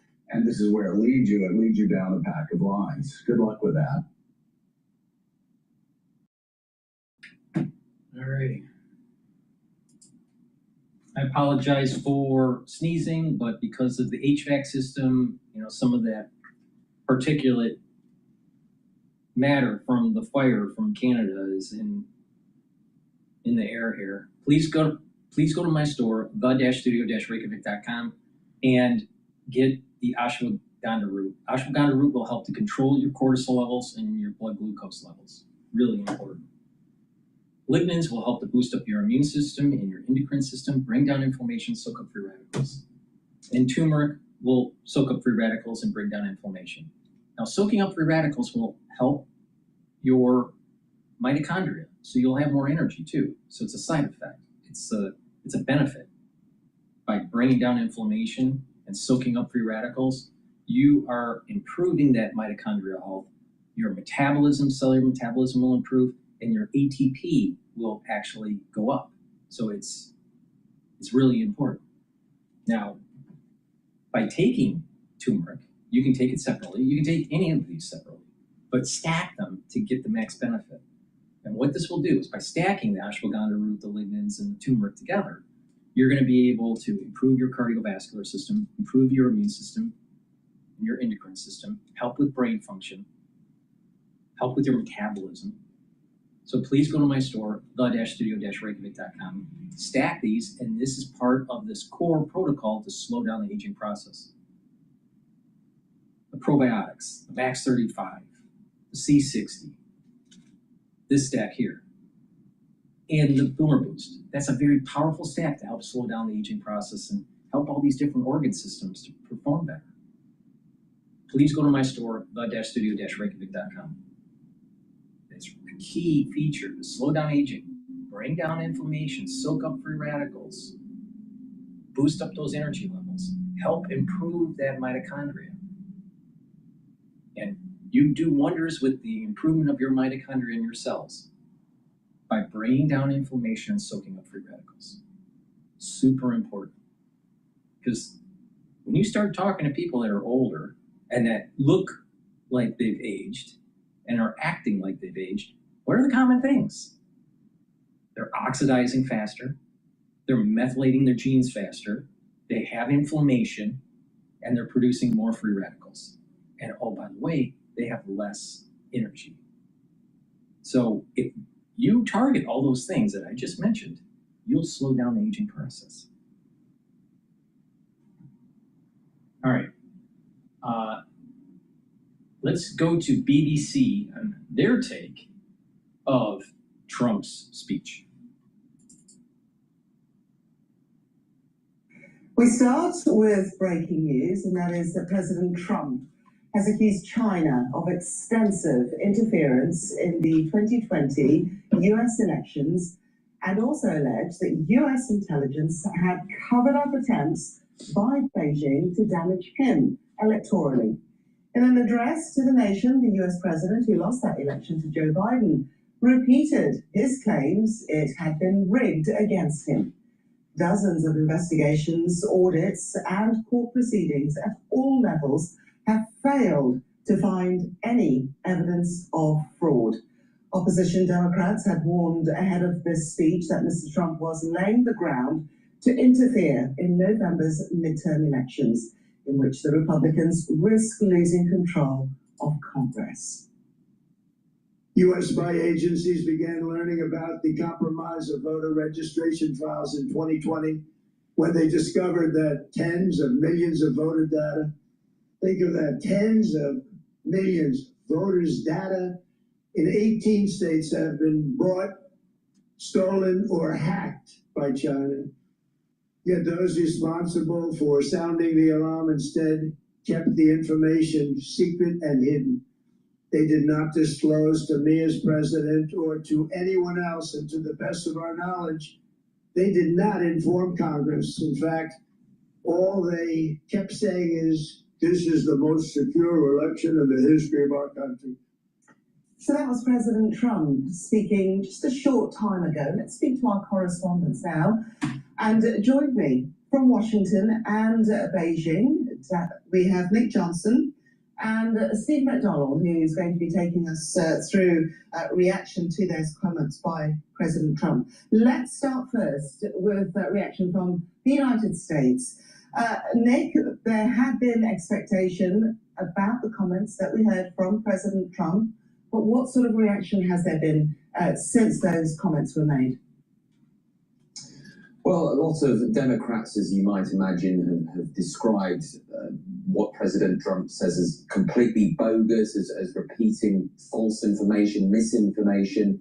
But going back to the content of this speech, I mean, this is safe territory for Donald Trump. In a world that he hasn't been able to control, a narrative he hasn't been able to control over the Iran war over the past few months, this is going over safe ground for him. A claim that he's repeated over the past 6 years, that election in 2020 was stolen from him. And as you heard there, he said this time it was, he laid the target at China. He said that he said that they'd been interfering. He said that they'd managed to get hold of hundreds of thousands of US voter details, but he didn't go into any explanation as to how the possession of those voter details, personal information, phone numbers, what sort of impact those would have had on that election in 2020. There was an investigation that was carried out in 2021 by John Ratcliffe. He's now the director of the CIA, that found that there was no foreign interference in that election whatsoever. I think the reason that Donald Trump is doing this now is, I've already mentioned the fact that he hasn't been able to control the narrative with Iran. This is a narrative he feels he can control. He also wants to get his Save America Act through Congress. Now, that's a bill that he wants. I haven't heard any of the mainstream media mentioning the intelligence community withheld information in the presidential brief about election impropriety. Why? Why did leaders of the intelligence community fail to inform the President of the United States? That seems like they have something to hide.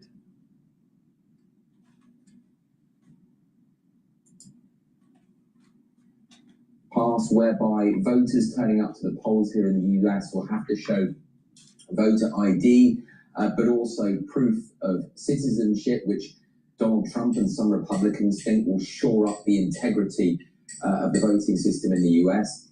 But also, I think he's making these claims now because he and the Republicans have not been doing well in the opinion polls, largely because of the cost of living, which is high here at the moment, but also the ongoing war with Iran and the impact that has had on oil and gas prices. And it looks like that the Republicans may well lose the House of Representatives in November in the midterms, and it's very close between them and the Democrats in the Senate. And it feels like Donald Trump is sort of painting a picture of a fragile voting system whereby he can claim that any victory for the Democrats in November may well be rigged.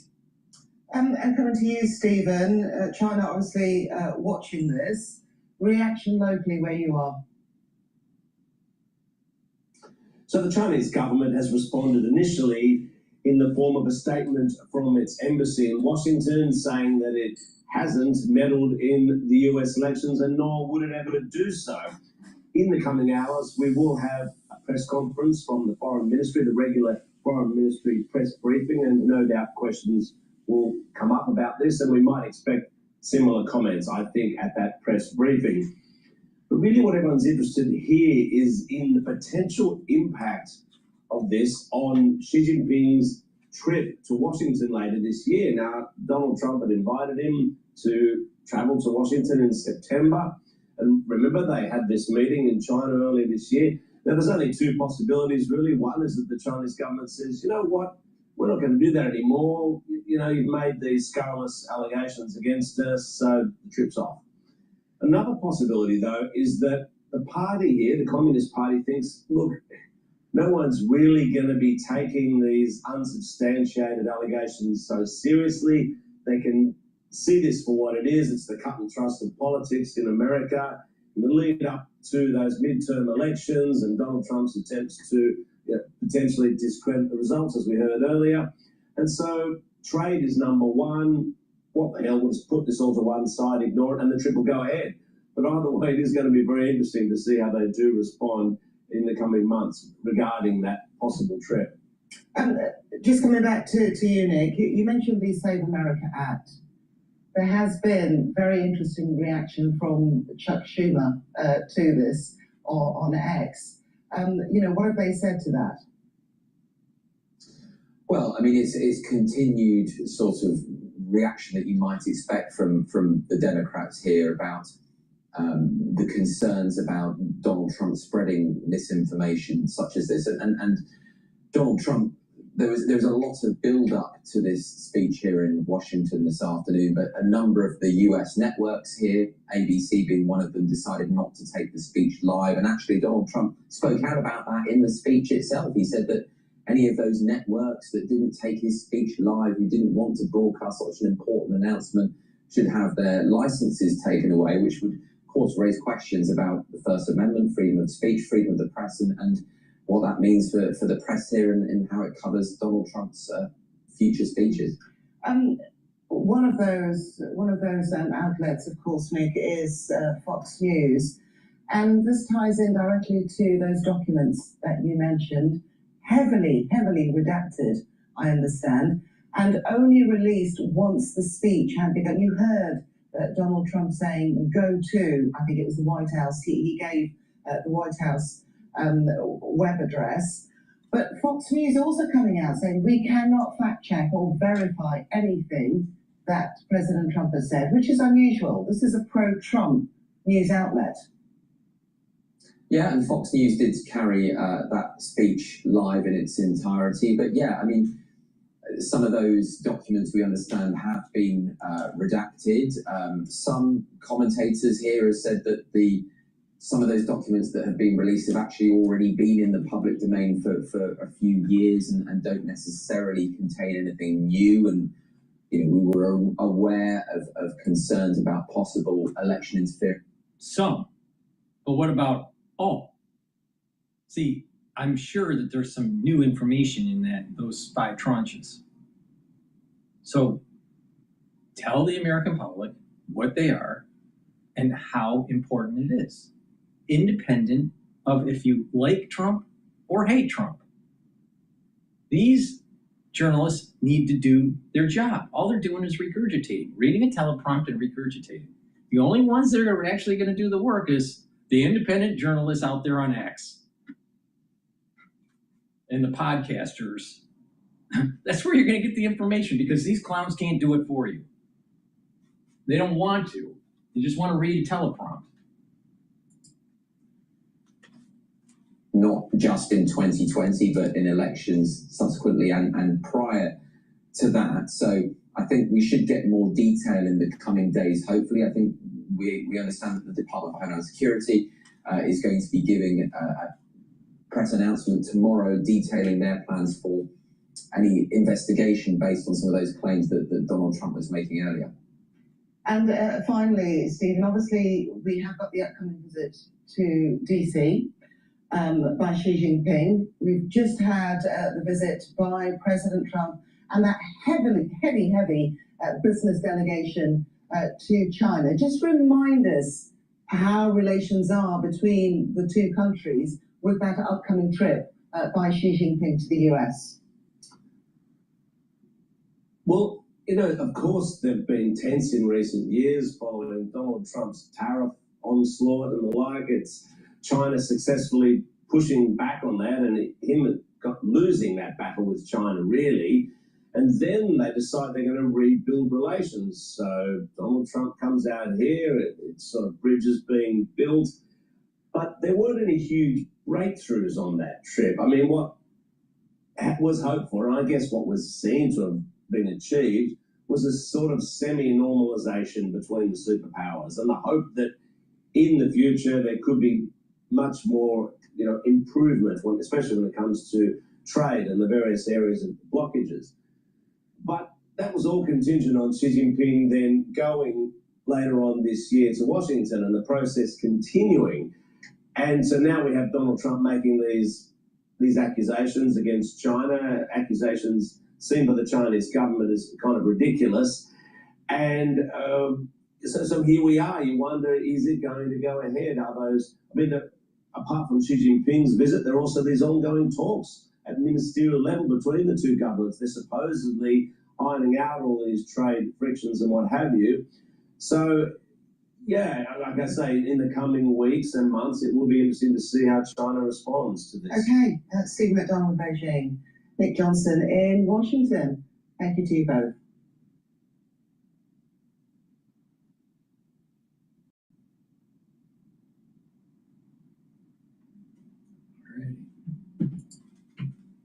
Please go to my store, the-studio-reykjavik.com. Get the Good Night Formula. Good Night Formula will help with you getting into the 3 to 5 cycles of REM sleep and deep sleep, help to detoxify your central nervous system,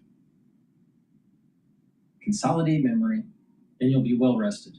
By doing that every day, you'll slow down the aging process and improve your brain function. This has tryptophan, melatonin, GABA, and passion flower. Omega-3 helps your cardiovascular health, brings down inflammation, reduces the over stickiness of your red blood cells, so it's reducing overclotting, and it helps your lipid profile to reduce plaque formation. Take it every day. Omega-3, super important for your cardiovascular health. And vitamin B complex. If you're 40 years of age or older, take vitamin B complex. Why? Because vitamin B complex will help with your energy, rev up your cellular metabolism, and protect your neurons. Please go to my store, the-studio-reykjavik.com. So a great stack, help protect your neurons and rev up your cellular metabolism and energy levels. Take the vitamin B complex. The omega-3 helps with your cardiovascular health. And Good Night Formula helps to slow down aging and improve your brain function. Please go to my store, the-studio-reykjavik.com. The link is in the description of this video, and use discount 5 and you get $5 off. All caps, discount 5. Because Joe Biden created a lot of inflation and people don't have a lot of money. All right.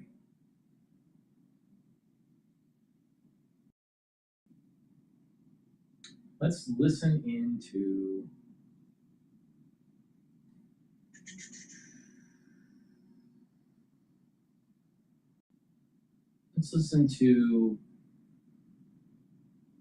CNN about Iran.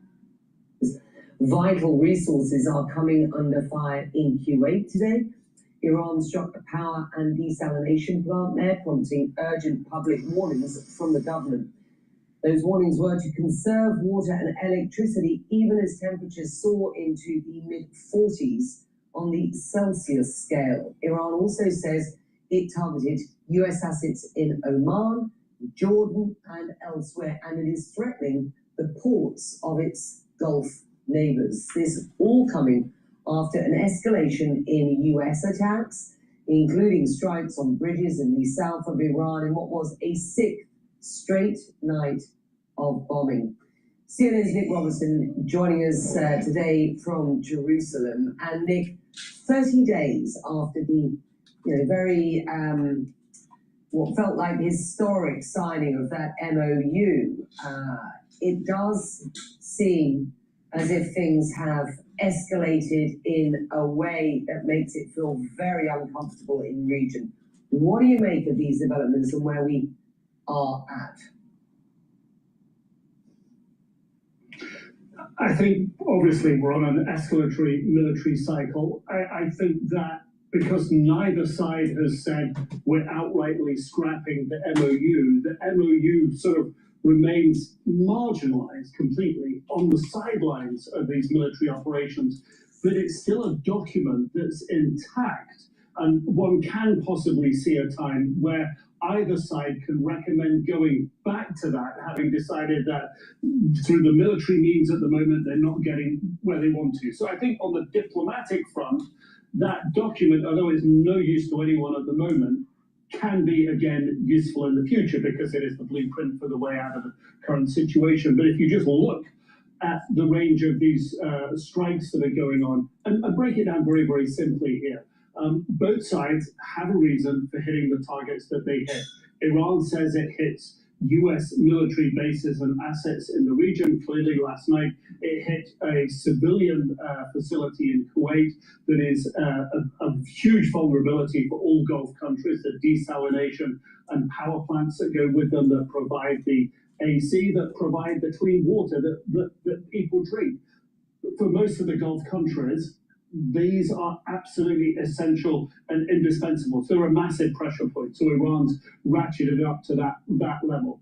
If you look at what the United States is doing and understand how militaries work, they won't just be throwing their munitions around, we'll put some here, we'll put some there. They'll be thinking of what are we planning on doing next week? Where do we think we might be in a week's time or 2 weeks' time? So we'll have operations that shape us towards that. Number one, making sure that the Strait of Hormuz is going to be safe for the travel of vessels, which means taking out infrastructure, port facilities along the Strait of Hormuz. But it's going beyond that. It's trying to get to the infrastructure that links those areas around the Strait of Hormuz, particularly Bandar Abbas and some of the other ports along there, to deeper inside of Iran, as well as denying other ports, as well as targeting Bushehr, where there is an Iranian military airbase, which is about less than 1 minute's fighter jet flight from Karg Island, which again has been floated in the deep past as a possible target. That's where we seem to be. Yeah, and Tehran issuing threats over the Gulf's oil lifeline at this point. It does seem as if it is, though, widening its target list. Syria, Iraq, Jordan. We already know that it's targeted Qatar, Kuwait, Bahrain, of course, and Oman. But I wonder what the message is here, do you think, from Iran in widening that lens, widening the scope of these targets outside of the Gulf? Yeah, it's what's often called the escalatory ladder, isn't it? You target just a couple of Gulf countries in the beginning. It's been Kuwait, it was Bahrain. Now it's up to a former US base, Al Tanf, inside of Syria that hadn't been struck before. It's interesting that Saudi Arabia hasn't been struck so far in this round, and Saudi Arabia normally considers itself at the top of that escalatory ladder, but Iran threatening to hit ports in the region, threatening these sort of highest value, most prized asset that's mostly been outside of the war in Saudi Arabia, Yanbu port there, where the oil exports go through, exports to the Red Sea, and imports, frankly, as well, come into the country, come into the region, as well as Jebel Ali, a principal port in the Emirates where you are. That would be a huge blow for the Emiratis if Iran was to continue to go after that Hamad port in Qatar. Just a number of ports in the region. And I think if we think back to those days at the beginning of April, just before the ceasefire came into play, I think it was the 8th or 9th of April, what Iran did on the last night of strikes was to strike sort of the deepest and send significant messages of what it was still capable of. So it sent the warning then, and now it's saying, we can do this. We're putting it on the table. So yes, we're in a cycle of escalation. Let's discuss this and more with CNN senior military analyst, the former NATO Supreme Allied Commander, retired Admiral James Stavridis. Admiral, thanks very much for joining us. Many of these bridges in Iran that were targeted by the U.S. were on routes connected to the city of Bandar Abbas, which is home to an Iranian military naval base, as you well know. What does that signal to you about the U.S. strategy that's unfolding right now? Two things. Well, first, watch all FIFA World Cup matches on Fox 1, available with YouTube. Now it's easy to watch, even when it's hard to watch. Two things. Well, first, it is going to attempt to cut off, to kill the assets that could be used to close the Strait of Hormuz. I've been to Bandar Abbas before the revolution. Obviously, it's a very important naval port for the Iranians. and cutting it off has high military utility. So point one, go after the places where the Iranians have weapons systems that help them close the strait. Point two, in general, going after infrastructure like bridges, roads, puts economic pressure on Iran. I think that is part of the administration's strategy here to get Iran back to the table. In a phrase, what they're doing is escalate in order to de-escalate, meaning go after economic targets, military targets, put pressure on more attacks with the hope that you can then de-escalate and the Iranians will come back to the table. That's the strategy. And as you know, Iran is now retaliating big time with attacks on various U.S. military assets across the Gulf region. The Iranian military claims it targeted a U.S. air base in Qatar and for the first time a U.S. base in Syria. It also says it destroyed a long-range radar system and several U.S. refueling aircraft. If all of this is true, Admiral, how does this impact the U.S. military's abilities in the region? So far, we have sufficient combat power in order to overcome the level of strikes you're seeing from Iran. And let's be honest here about the numbers. The U.S. is launching dozens and dozens of strikes a day at this point, far less than during the initial wave, but 100, 200 strikes a day. Iran is responding with 10, maybe 15 strikes. So over time, that's going to favor the U.S. military capacity to continue these strikes. However, it does show the Iranians are increasing their ability to go after their neighbors. That ought to concern us because if they start going after Gulf oil and gas infrastructure, that'll have big economic downside for the Western economies as well. Yeah, so far they're going after the U.S. military sites in these friendly Arab Gulf nations like the United Arab Emirates, Qatar, Kuwait, Oman, elsewhere in the region. These are all very close friends, allies of the United States. The U.S. has major bases in the United Arab Emirates and in Qatar at Camp Asaliya, the Yellowdade Air Base. I've been to those facilities. They're really home to much of the U.S. military's central command in that region. And the Iranians keep attacking those U.S. sites. This is very significant, isn't it? It is indeed, and I want to draw a line under one other kind of troubling item that's surfacing, and that is Iran starting to talk about closing not the Strait of Hormuz, which they've effectively done, but closing what is called the Bab el-Mandeb. It's at the very bottom of the map you're showing, at the bottom of the Arabian Peninsula, the bottom of the Red Sea. They've got the Houthis there who have capability to attack commercial shipping. If you close that choke point, that closes effectively the Suez Canal right under the word Israel on your map. That is a major global choke point, just like the Strait of Hormuz. If the Iranians can push the Houthis into doing that, you've opened a new front, a Western front, if you will, in this war. So that is one to watch and one to be concerned about in the weeks ahead. In his address, his primetime televised address last night, the president said one sentence, and it was a total of about 7 seconds, we checked, related to the war with Iran in his nearly 27-minute speech overall. When he first announced he was going to give a televised address, I thought it would be on the war with Iran, but it wasn't. It was on election, so-called election interference. Was that, in your view, a missed opportunity for President Trump? It was, and the numbers are very clear on this. This war is unpopular across the entire political spectrum. President Trump's own popularity overall is as low as it's been throughout his 2 terms of the presidency. And I think Americans just don't have a sense of what's the exit strategy, what's the end game here. And when you start getting those questions from the public, that's the time to do that nationally televised address and reassure people and tell them you have a plan and tell them what the next step is.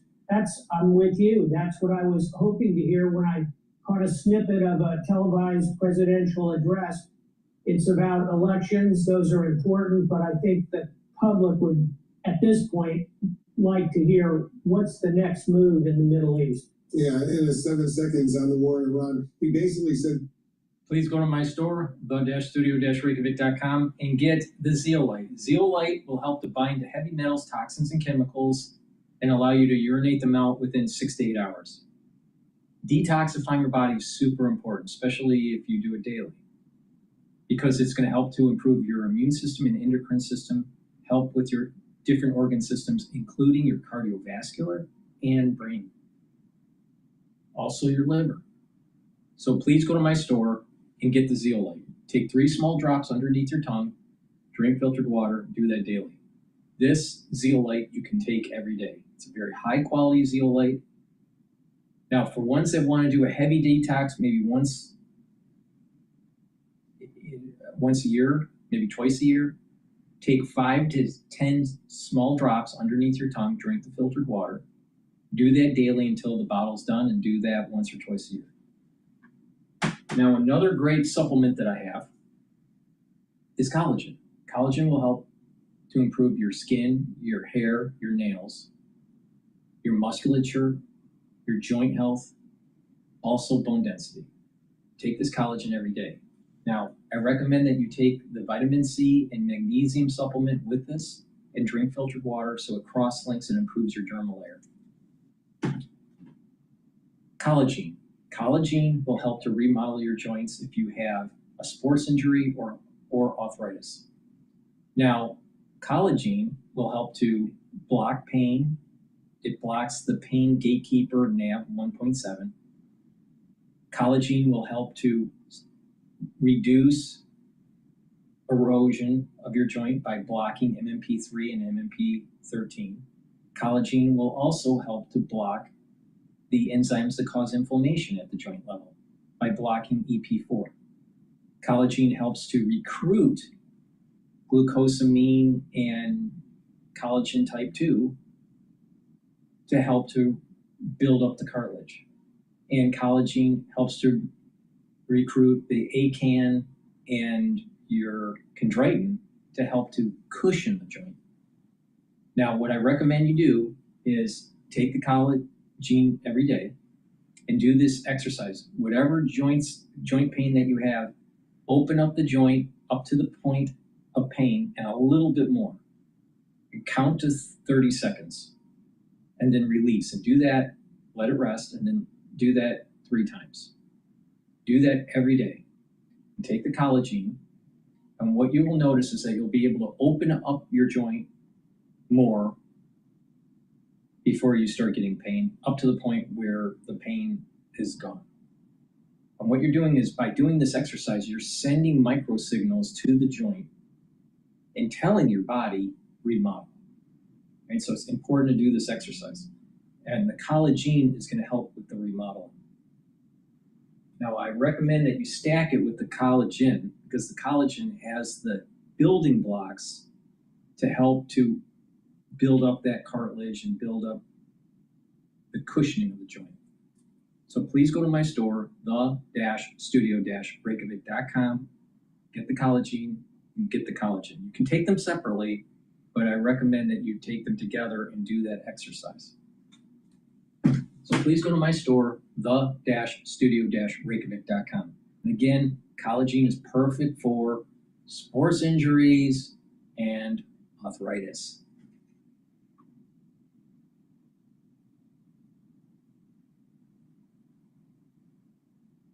All right, let's listen into Fox Business about Governor Hochul.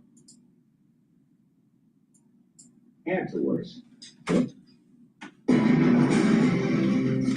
right, the Maine story keeps getting worse and worse. Democrats in Maine look like they're going from bad to worse. Let's talk about this story and a few others. Governor Hochul helping the Chinese. We welcome back Ben Domenech, Fox News contributor. Welcome back Ben Ferguson, host of the Ben Ferguson podcast. Thank you, gentlemen. Look, Troy Jackson for Graham Plattner sounds like a lousy trade. He's a big phony. But I just want to read a couple things here from think tank Common Sense for Maine. Maine, they ruined Maine. Maine leads the nation in child abuse rates. Maine's infrastructure ranks dead last. Maine's got the nation's largest increase in electricity rates, the highest property tax burden, zero job growth, 46th in ease of starting a business. Public education ranks 41st. I mean, they've wrecked a perfectly good state, Ben Dominich. Now they're trying to shove this Troy Jackson, who was a Republican conservative, and he's now some big liberal socialist. I don't get any of this. I'm sorry, I don't want to depict Troy Jackson as being worse than Graham Plattner, because I think we know that Graham Plattner is almost certainly a worse person. So I don't want to go too far in this direction, Larry, if you'll forgive me. But when it comes to his ideology, the truth is this does not look like an upgrade in any way, sense, shape, or form. And look, we have talked about how this DSA appeal is based entirely on the belief that the American people have no memory, that they do not recall in any way the mistakes of the past that were made around the world when it came to embracing socialism, that they view this instead as some kind of nondescript and completely uplifting version of what happens in Nordic countries and the like. And that's a complete falsehood. That's not what these people believe. That's not what they're interested in. And they are very open about that fact. So look, when you listen to these people, and I think this is something that is really important in American politics, when you listen to the crazy things that these people say, believe them. It's what we heard from Kamala Harris back in the day when all the journalists came out and said, oh, there was no way that she was for, having state-funded, transitions for trans prisoners, what have you. And then, of course, they all got fact-checked, and it was like, no, actually, she said it, and she said it on camera and in writing and everything else. So the truth is, believe these people when they say these crazy things, because we have every indication that they do believe them. I think that Maine voters are going to reject this kind of thing. Yeah. They know the truth, and they know that Susan Collins has delivered for their state. I mean, these Democrats have been running the state. They basically ruined a perfectly good state, Ben Ferguson. Yeah, an amazing state. I mean, it used to be a good state. It used to be a healthy state, and it no longer is. Yeah. Well, look at the guy that now everyone is getting around. All you have to do is look at Bernie Sanders. Bernie Sanders has now told you that the last guy who has had the Nazi tattoo and all the abuse of women was amazing. He's like, all right, I'm going to give you a redo. And now he picks next. Like, does anyone trust Bernie Sanders right now on any endorsement anywhere in the country? And if you are a voter in this state, you should look at what Bernie Sanders just gave you last time. And if he's telling you, wait, I've got you another one. Like, but wait, there's more. I mean, this guy's worse than a ShamWow guy. At least then you got something to mail from him. So I look at this and I sit there and I go, hey, you know what? If you want to trust Bernie Sanders, you're a special kind of stupid. I just got to say it, just to be honest. Yeah, well, Susie Collins is going to win. She's going to win, for better or worse. Ben Dominich, let me raise another point. I want to come down to New York. Ha, ha, ha. Governor Hochul, okay, she is now voting for China. She wants a year ban on data centers, okay? This is like what she and Andrew Cuomo, remember him, did on fracking. Pennsylvania fracked and pipeline. It's a roaring economy. New York did neither. It's like the old East Berlin and West Berlin story. So here they go again, only it's data centers. And then just for the heck of it, millionaires, New York's millionaires are leaving. I never thought I'd see this. They're leaving. They're taking the tax base away from it. And guess what? They're going to Florida and Texas, Ben. So it's not just Maine, okay? Lightning has struck in New York once again.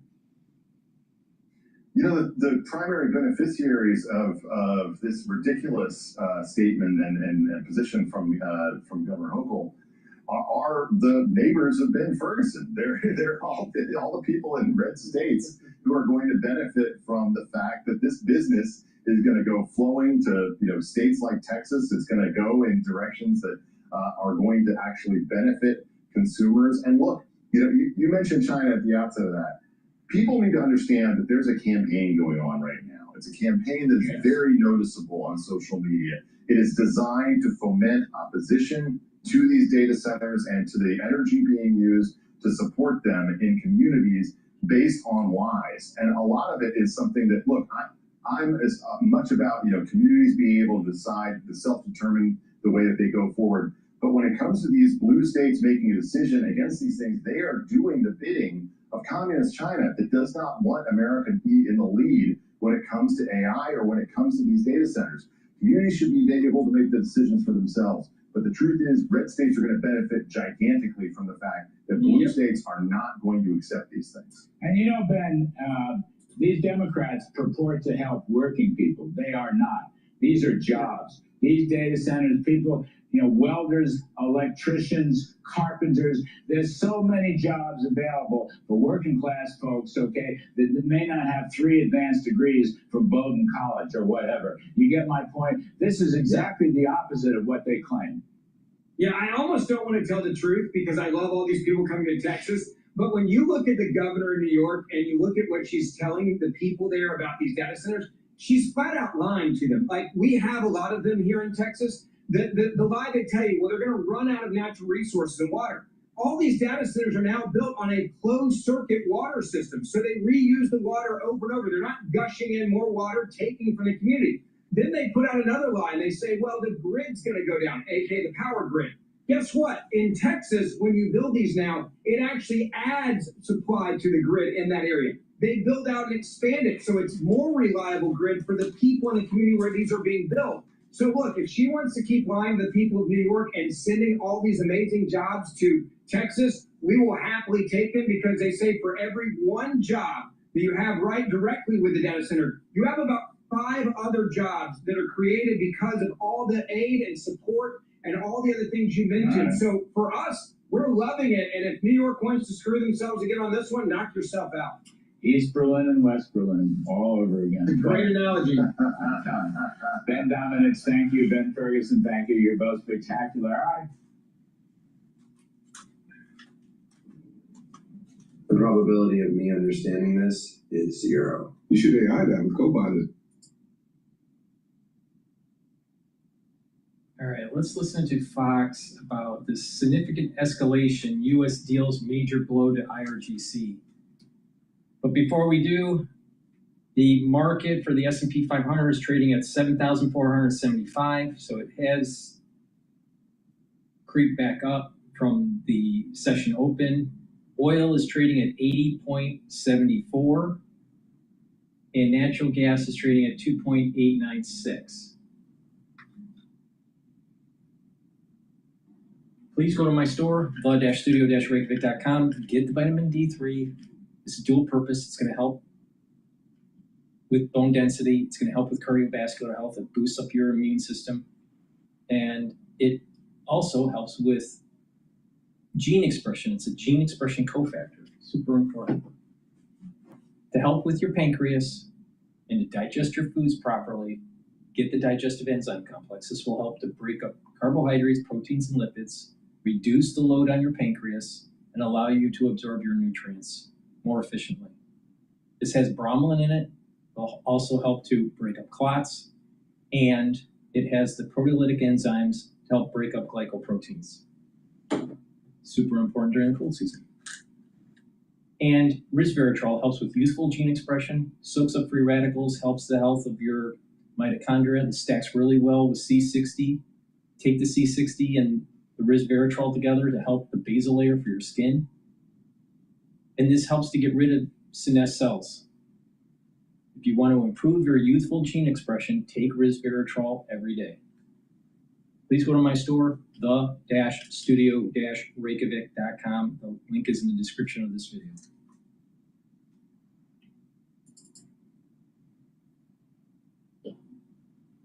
Well, look at how bad they are behaving. It just proves the president's initial point for launching Operation Epic Fury in the first place. Iran can...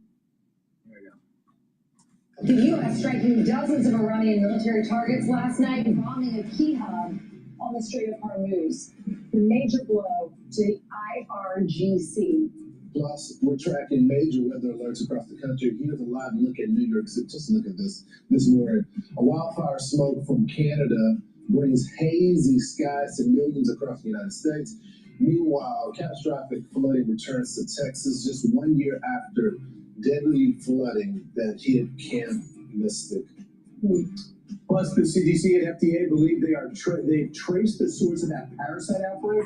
We're going to tell you the details, and can we eat salad again? Wouldn't that be nice? I never stopped. No. No? Lettuce is so dirty. It is so Did I get accused of blowing the teasers?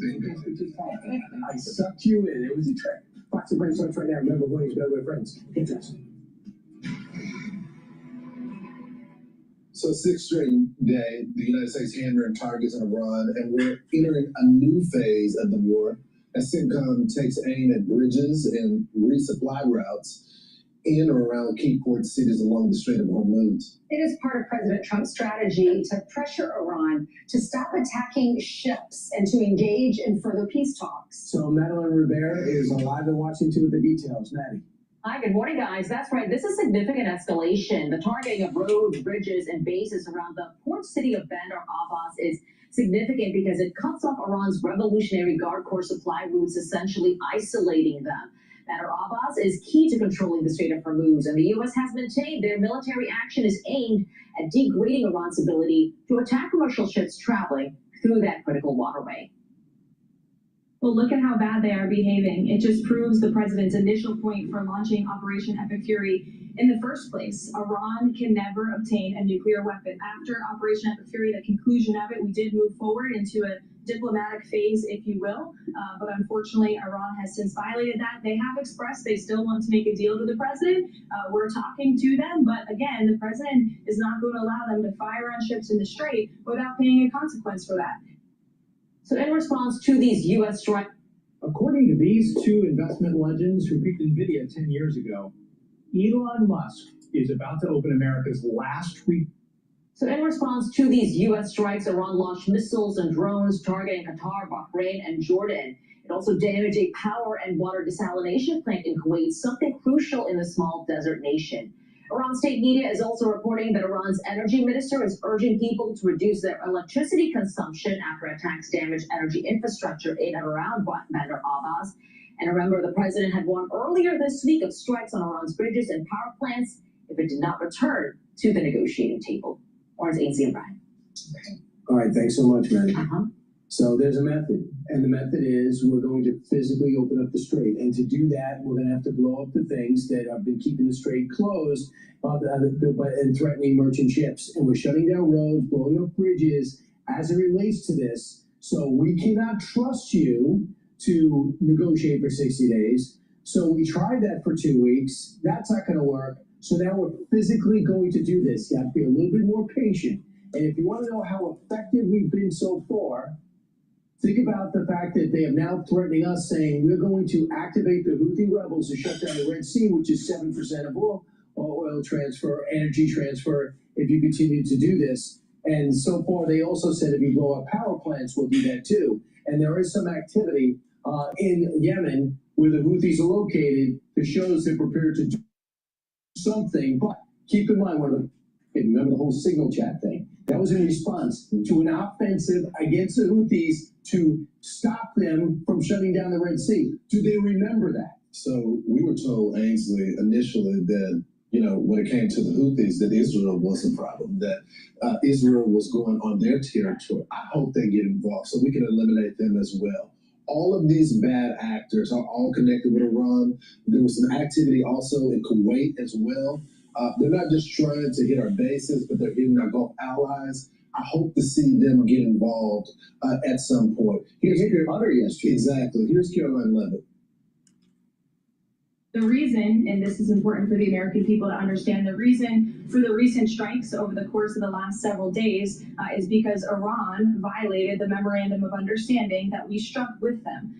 Specifically, in the Memorandum of Understanding that they signed, they were not to fire on commercial vessels moving through the Strait of Hormuz. And unfortunately, they have made the tragic decision for them to do that. And President Trump is not going to sit by and allow these active acts of terrorism to take place in the Strait without ensuring Iran pays consequences for that, and that's what we are witnessing right now. So she's saying this is the punishment for violating the MOU. You want to tell us about this map, Brian? So here's the Bandar Abbas area where they're launching a lot of their drones and rockets from. So we said, okay, we know exactly where it's coming from. We've been watching. We got eyes in the sky. So we've been taking that out, blowing that up. And they have not shot at one ship in 3 days now. Now, the question is, can we get the merchant ships to go through knowing they got insurance? Because right now there's been 13 on Wednesday. I didn't see the numbers on Thursday. but we got to get that number up to 50. 25 tankers at least, and then various other fertilizer and natural gas, whatever it takes. We got to get that number up at least 25 to 50 for the price of oil to go back down, because now it's got, they say gas right now is $3.85. And a barrel of oil is $84. We need it around 70. Well, we have hit 2,000 targets in the last few days along Iran's state-run electrical grid. That's putting a strain on the country's power grid. In addition, we have also expanded our airstrike campaign by increasingly hitting these bridges. And what do you guys make of the Houthis possibly being involved in this? Because Iran has asked the Houthi terrorists, as we've been talking about this morning, to prepare to close a critical part of the Red Sea, this gateway called Bab el-Mandab Strait, if the U.S. attacks Iran's power infrastructure. It's kind of like what I was alluding to earlier, and Brian, I don't know if you agree. I wish they would get involved so we can stop pretending that they haven't been involved to begin with. It's all Iran. Now, of course, they focus most of their firepower on Israel, but this is the same organization. Whether you're talking about Hamas, the Houthis, Hezbollah, all of it leads to Iran. So let's put them all on the level playing field. Let's use our military, and let's get Israel back in the game. Now, they've been delayed because they understand with the president, they understand the political climate, and they've listened to the president and been hands off. But, we talk about munitions and what we need. Let them get back in the game. They want to be in this fight as well. It's their health and safety that's on the line as well. They said if you rocket us, we're going back in. We're not going to ask the U.S. for permission. I agree. The Houthi rebels, if you rocket Israel, they're going to bomb you out. We don't need a green light from us. They're not going to get it. They don't look for it. They wouldn't listen to it. But I'm not for the Houthis getting involved, because temporarily they're going to shut down additional oil. It could go to $150 a barrel. That would hurt everyone in the short term. Houthis are tough to hit. They're easy to hit, but tough to wipe out. Saudi Arabia tried it for 2 years, and they hit Saudi Arabia yesterday. So there's a risk of them expanding it. My sense is the Houthis' utter existence was jeopardized a year ago. Do they want to do that? Because they don't have the same relationship as Hezbollah and Hamas. It's a little bit more transactional with Iran and the Houthi rebels. So my feeling is, if they play that card, the Houthis, it would temporarily, at least for 2 weeks until we reopen it, cause more economic pain here. Be sure to like and subscribe for all the Fox News latest on YouTube, and catch full shows streaming now. All right, so right now I have positions in longing and shorting natural gas, so I have a hedge strategy. I also have a hedge strategy where I'm longing and shorting oil, and I'm longing energy companies at the moment. All right, with that, let's go to Bloomberg. But before we do, please go to my store, the-studio-reykjavik.com, get the Myotrol. This will help with building muscle and maintaining muscle. When you're older, it's harder to gain muscle because your gene expression is less. This has polyphenols, flavonoids, and lignans to help with the gene expression to build muscle and to maintain it. So if you want to reduce atrophy, or what is called sarcopenia, but if you want to reduce atrophy, if you want to reduce the loss of muscle mass because of age, take Myotrol. Now, if you are an athlete, younger or older, you will also benefit from Myotrol. This will help to recover from your workout. It brings down inflammation and helps to build muscle. So get the Myotrol. You can stack this with the Gladiator Barley for added benefits to build muscle. Get the Boomer Boost. Boomer Boost has 68 nutrients. It has the vitamins and the minerals that you need to help slow down the aging process, so you can use this as your multivitamin. And it has a lot more supplements in here that will help to slow down the aging process. Now, it focuses on different systems. It helps with the cardiovascular system. It helps with the immune system and your endocrine system. It helps with brain function. It helps to build muscle. So it helps your musculature. Revs up your cellular metabolism and increases your energy levels, and you have a steady burn of energy throughout the whole day. You will feel the effects of this within 72 hours when you start taking it. And you'll have just more energy and more vitality. And by taking it every day, you will notice that you're slowing down this aging process. You're going to sleep better. You're going to be able to build muscle. This stacks well with the Myotrol if you want to do that. Boomer Boost also stacks really well with the barleys, either the heirloom barley or the gladiator barley. And I recommend to follow this protocol that I have that I do every day. Take the Boomer Boost, take the C60, the turmeric, ashwagandha, and lignans, the Max 35, and the probiotics. That is the core to help slow down the aging process. Then you stack on top of that if you want to, like the omega-3s and the resveratrols, the clarity factors, the collagen. Depends on what you want to target and how much you want to spend in this whole anti-aging. But if you have a budget and you really can't afford a whole lot of supplementation, I highly recommend you getting the Boomer Boost. Now, if you are a sufferer of migraine headaches, you will most likely benefit from the Boomer Boost. What you'll notice is the severity of the headaches and the frequency of the headaches will drastically diminish. I've suffered from migraine headaches almost all my life, and going all the way back to maybe age 5 or 6 years old. And when I started taking the Boomer Boost, my migraine headaches radically went down. So please go to my store, the-studio-reykjavik.com.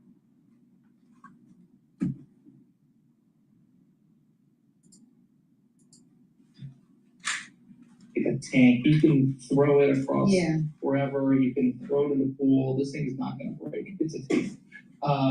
At the same time, what you really need to understand is that Apple's mobile phone is going to be more durable than the competitive device. Yeah. Okay, so we have around 1 minute left, and as Apple invests more in AI and new devices, do you think it can maintain its premium position? Because we also know that smartphone growth is slowing a little. I think that Apple, if you look at it as a complete package, you look at the hardware, software, services, I still think they have the most competitive phone on the market on a global scale. I think it's the best combination of user accessibility, interface, services, things like iMessage. So I think it remains an elite product. And I don't think the phone is going away as quickly as some people do. Mark, very briefly, Isabel asked about revenue. Whenever Apple earnings hit the Bloomberg, one of the first things I look at is China revenue. Speak to us about what is happening in terms of Apple and China. I know there was some news announced about the iPhone in China. What's going on there? So Apple will finally be able to roll out its AI in China. This is the first generation version of its new AI, so the Apple Intelligence that got the head of AI fired. So I don't think this is a needle mover. I don't think people in China are going to want it. But the second generation, the new Siri AI, the new Apple Intelligence is pretty good. So we'll see how long it takes for that to get approved. All right, we do have Apple shares right now trading lower. Almost since we began the conversation, Apple declined now by 0.3%. NVIDIA, by the way, lower by just about 1%. You're not saying anything. It's what the investors are saying, Mark Gurman. Thank you. So it's great having you in New York, by the way. Thank you so much for joining us, Isabel Lee. Short and sweet, but I loved it. Thank you so Charlie. much. Always fun. All right, coming up at 12:05 Wall Street time. Yes, we got Balance of Power. We'll have reaction to President Trump's speech last night. President Trump, by the way, accusing China of election meddling. But of course, we will have the very latest on the war in the Middle East and what it means for politics, inflation, and energy. Also, don't forget that for our listeners in the U.S., you can tune in to listen to us on satellite radio on Sirius XM Channel 121. Business headlines, top world news coming up right now. Let's just listen into the Transportation Secretary, Duffy. The size and configuration is very similar to what's been built over the course of these five ships. Missile Defense Agency, same ship, reconfigured for a different purpose and mission set, but ultimately one that is capitalizing on this line being high. And again, that's another part of our strategy, is looking for where we can use current ship designs where we already have expertise and move forward. Correct. And I would just say that's a lot of the leadership was There's a lot of background noise in that video. It's a live feed. They're talking about how they are increasing shipbuilding in the United States. Please go to my store, the-studio-reykjavik.com, get the Renew, or the Renew is the quick dispenser of the structural nano silver, or the tube version that I have, the structural nano silver gels. They're dual purpose. You can use it as a daily skincare. You can put it on a cut and it'll help to heal the cut quicker. And during the cold season or the allergy season, put it on your hands, lightly coat your nostrils, so stay active for 5.5 hours. Now, I recommend for individuals that are going through the fire smoke issue across the United States, take the structural nano silver gel and lightly coat your nostrils. Also use the Max 35 or cleanse and gargle about 20-30 seconds and then swallow it. This is going to help to protect your oral pharynx. The gel in your nose, lightly coated, will help to capture some of the particulate matter. This particulate matter from the fires will cause problems with your oral pharynx. Super important to protect your oral pharynx. Another way to protect your oral pharynx is use my structural nano silver lozenges, and that will create the secretions to protect the oral pharynx. Now, you also have to worry about these dust particles can cause pulmonary problems, lung issues, breathing issues, and also cause some problems with your cardiac function. If it's chronic and you're breathing in this stuff regularly, it's going to perturb the actual lining between your alveoli and the blood vessels around the alveoli, and this particulate matter and inflammatory cytokines and toxins are going to get into the bloodstream and cause problems, including dilating and creating a leaky blood-brain barrier. So in environments like this that are chronic, if you're chronically breathing in these types of particulate matter, you're going to have pulmonary problems, potentially, cardiac problems, potentially, and also problems with brain function. So please, stay away from the particulate matter, stay indoors, and there are ways to mitigate, such as using the lozenges, using the Max 35, and coating your nostrils with the structural nano silver gel. It's really important. Please go to my store, the-studio-reykjavik.com.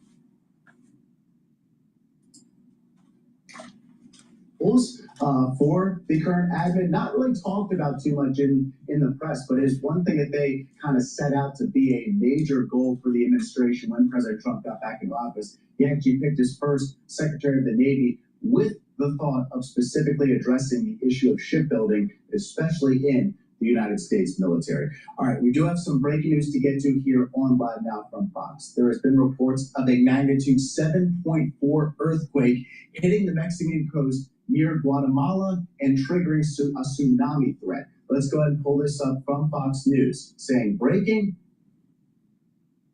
A powerful 7.4 magnitude earthquake struck off the Mexican Pacific coast. The quake hit about 40 miles from the major port city of Puerto Madero near the Guatemala border. The powerful tremor prompted a tsunami warning and was felt across parts of Central America. And they are reporting on this on their programming as we are right now. Let's go ahead and pull up this map to give you an idea of where this is. South of Mexico, kind of heading towards the Guatemala coast, pretty much encompassing much of Central America. So a big portion of Central America right now is now going to be under a tsunami threat for the foreseeable future. So it's something to keep in mind. If you have family members down there, you might want to get in touch with them, make sure that they are okay. And we have this from Reuters here. Go ahead and read some of this off, saying powerful. Now, what is interesting here, not to go too much on a tangent in this show because it's almost completed, but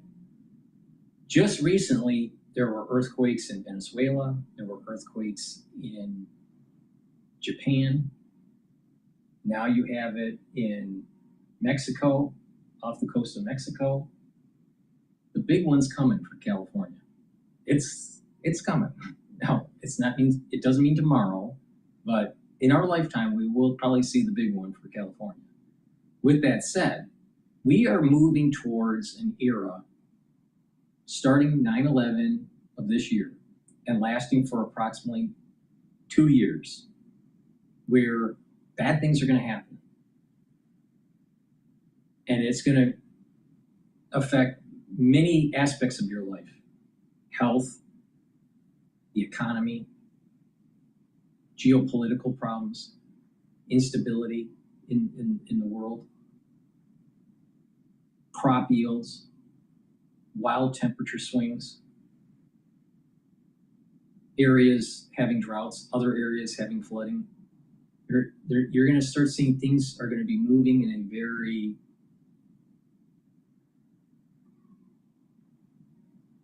kinetic and very volatile way. Things are going to be chaotic. Now, it's tied to this idea that's been around for thousands of years, so I'm not making this up. But when Rosh Hashanah coincides with the Sabbath, it's bad. But when you have 2 consecutive years where that happens, in most cases, really bad things happen in the world. So pay attention. I personally believe that the United States is being tested. It's being tested on 2 fronts, domestically and internationally. On the international front, we, as a country, must destroy Iran. If we don't, we will be cursed. Domestically, we are in a battle between socialism and capitalism. And if we fail to fight against socialism, we will lose our constitutional freedoms. Those are the those are the 2 things that Americans need to really focus on. But the Israelis also have a problem. The Israelis in the 1960s debated, the scholars debated, and the state heads debated if a Sanhedrin was going to be created. The reason why the red heifer was not sacrificed ritually, going through a ritual slaughtering to create the ashes, to purify the people and purify the objects to rebuild the temple, is because the Sanhedrin wasn't created in the 1960s. That the Sanhedrin had to be it has to be reconstituted to allow for this to happen. This is the reason why. Now, the red heifers, I believe originally there were 5, now there's maybe 2 or 3 that are still pure enough to do, but that's going to go away. The last time we had red heifers was 2,000 years ago. Israel will be cursed because the internal politics between the liberals and the orthodoxy could not come together to reconstitute the Sanhedrin. And what was supposed to happen was that in the 1960s, the Sanhedrin was supposed to be reconstituted, and the red heifers that are presented today that happened to pop up during a major crisis. We remember the crisis of 2020. They were supposed to slaughter, they were supposed to ritually slaughter those animals, burn them, and use the ashes for purification. Because Israel failed, Israel will be cursed. But that doesn't mean that the Muslims will be not cursed. There's going to be absolute destruction of that region. Because we couldn't get to a point where Esau was eliminated because of fear. Now, Trump will be cursed, and a lot of bad things are going to happen to Trump because he failed to finish the job. Now, it is possible, but very unlikely, that Trump finishes the job in Iran before 9/11 of 2026. And it is possible that Israel will reconstitute the Sanhedrin, but highly unlikely. And therefore, the curse is coming. And so you're going to start hearing a lot of bad things. Tectonic shifts, crop yields, pandemics, endemic problems. You're already hearing it now. The cyclospora and Ebola and all these things are happening. War. We're already in World War III. It's a different type of war though. It's not like World War II. It's not the Cold War. It's something different. Because of smart technology, smart bombs, AI, drones, it's a different kind of war. But we're in World War III. And it could get worse. And it's not out of the realm of possibility that as it gets worse, that there will be a draft in the United States. Because we failed to do the right thing when we needed to. Just like how Israel failed to do the right thing when they were supposed to in 1960s to reconstitute the same. There's still time. Things could change by now to 9/11. But right when 9/11 happens, that's at sundown. The shofar can't be blown because it coincides with the Sabbath. And you can't silence Satan or what other people call Satan. And when you don't do that, your sins can't be absolved for the year. And a blessing can't be provided. And it's going to happen for the world because this blessing is for the whole world, not just Jews.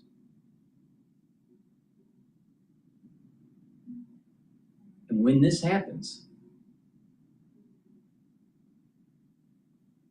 bad things are going to happen.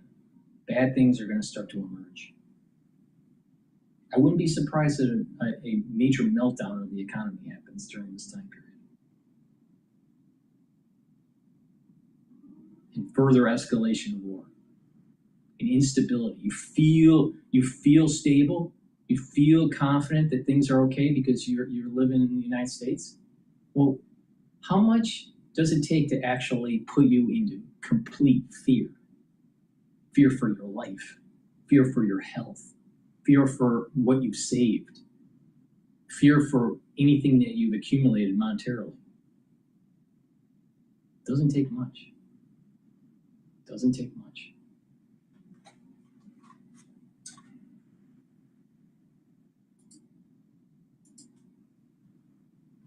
Many of them released last night were either heavily redacted, appeared to be incomplete, or contained information that was already known. But there's a few different points of context that we know about the timing of the president's remarks here, including that he made a big push for that Save America Act, that voter ID law that he would like to see enacted. Is that what this is really all about? Is it greasing the skids for Save America? Maybe, although it doesn't really feel like there's appetite on Capitol Hill to get it done. The numbers aren't there. It doesn't seem like we're going to get it over the finish line unless maybe somehow some provisions could be stripped out and put in a reconciliation package. Senator McCormick told me that earlier this week that he would be in favor of such a move. The other, though, context is the allegations against China, which has denied them. They called them completely fabricated in a statement earlier today. But to the point that you made at the top of the program, this is coming just weeks ahead of an expected visit here in Washington. When's he coming? Do we have a date? September 24th, I think, is what the White House said, because that is the same week as the United Nations General Assembly. Like a lot of these visits, though, China hasn't confirmed that. We've seen with this White House, the Trump administration often confirms before China. China likes to wait until the last minute. I mean, even when we saw President Trump go to Beijing earlier this year, China didn't confirm it until like a day before it happened. But President Trump's comments stopped short of proposing any sort of concrete action against China in response to these allegations, which raises the question as to, what the motive may be. Is this posturing or leverage ahead of that visit? Things like that we heard a lot of talk about, because I think it's fair to say that relations have been relatively stable since that visit, but tensions have been creeping in, whether that is about trade, whether that is about technology and AI and competition in that sphere, So a lot to keep our eyes on. Sort of ironic that it looks and smells like Beijing outside today in Washington, right? That's kind of like every other Friday for them with the smoke and no masks though, like I said. The fact of the matter is, the president called out his own intelligence agencies, right? This happened on his watch in the first term. CIA Director John Ratcliffe was his DNI. How do we rationalize all of that? Were they lying to him or keeping information away from him? I don't know the answer to that, but we'll see how it evolves. I will point out, and to this point, a 2021 report by the U.S. intel community concluded that there was no indications of any foreign actor attempting to alter any sort of technical aspect of the voting process in the 2020 election. So these are claims that had previously been debunked. I will point out, though, and we also heard that statement, you mentioned it the other day from Jim Himes, we heard from Mark Warner on Senate Intel. There had been a push when it comes to bipartisanship for China infiltrating U.S. infrastructure and cyber attacks, things like that, but not related to the election. And you're seeing officials in Washington today draw that distinction between election security or broader U.S. security related to some of our critical defenses. We should also note the difference between interference and influence, right? It's one thing to be putting up dummy ads on Facebook. It's another thing to be getting into machines and changing votes. Fascinating color from inside the room. You won't hear this anywhere else. This came from our TV pool reporter who was in the room in the East Room last night. Ready? When it was all over, because he had a crowd with him. The cabinet was in there, broke into applause after the cameras turned off. And get this. I'm reading directly from the pool note. The president joked with the crowd and spoke to the audience about election fraud and other topics for another 20 minutes. He was only halfway done when the speech ended. Fascinating stuff. In the room, Navarro, Mullen, McMahon, Cottrell, Pulte. Hey, thanks, Tyler. Look at that thing. Get on YouTube. We can't. Please go to my store, the-studio-reykjavik.com, and get the structural nanosilver toothpaste. This has the structural nanosilver that helped to neutralize. It'll whiten your teeth, freshen your breath, reduce inflammation, help the health of your gum line. And with good oral hygiene, you're also helping your cardiovascular health and valvular health. This has no fluoride. Use it every day, especially during the cold season. But use it every day. It's a very high quality toothpaste. Please go to my store, the-studio-reykjavik.com. Get a few tubes of this for your household. And again, use it every day. That's the end of my broadcast. Please help support the work that I do by sharing the links, asking your social media to follow me. Make sure you hit the like button. You can follow me on YouTube, Brighteon, Bitchute, and Rumble. You can also watch on my website, the-studio-reykjavik.com, and get the great products that I offer. These are products that I take every day to help slow down the aging process. It works, it's affordable, it's very effective. Please go to my store, the-studio-reykjavik.com. It's a tongue twister. The link is in the description of this video and all my videos. Thank you for listening, and have a nice day.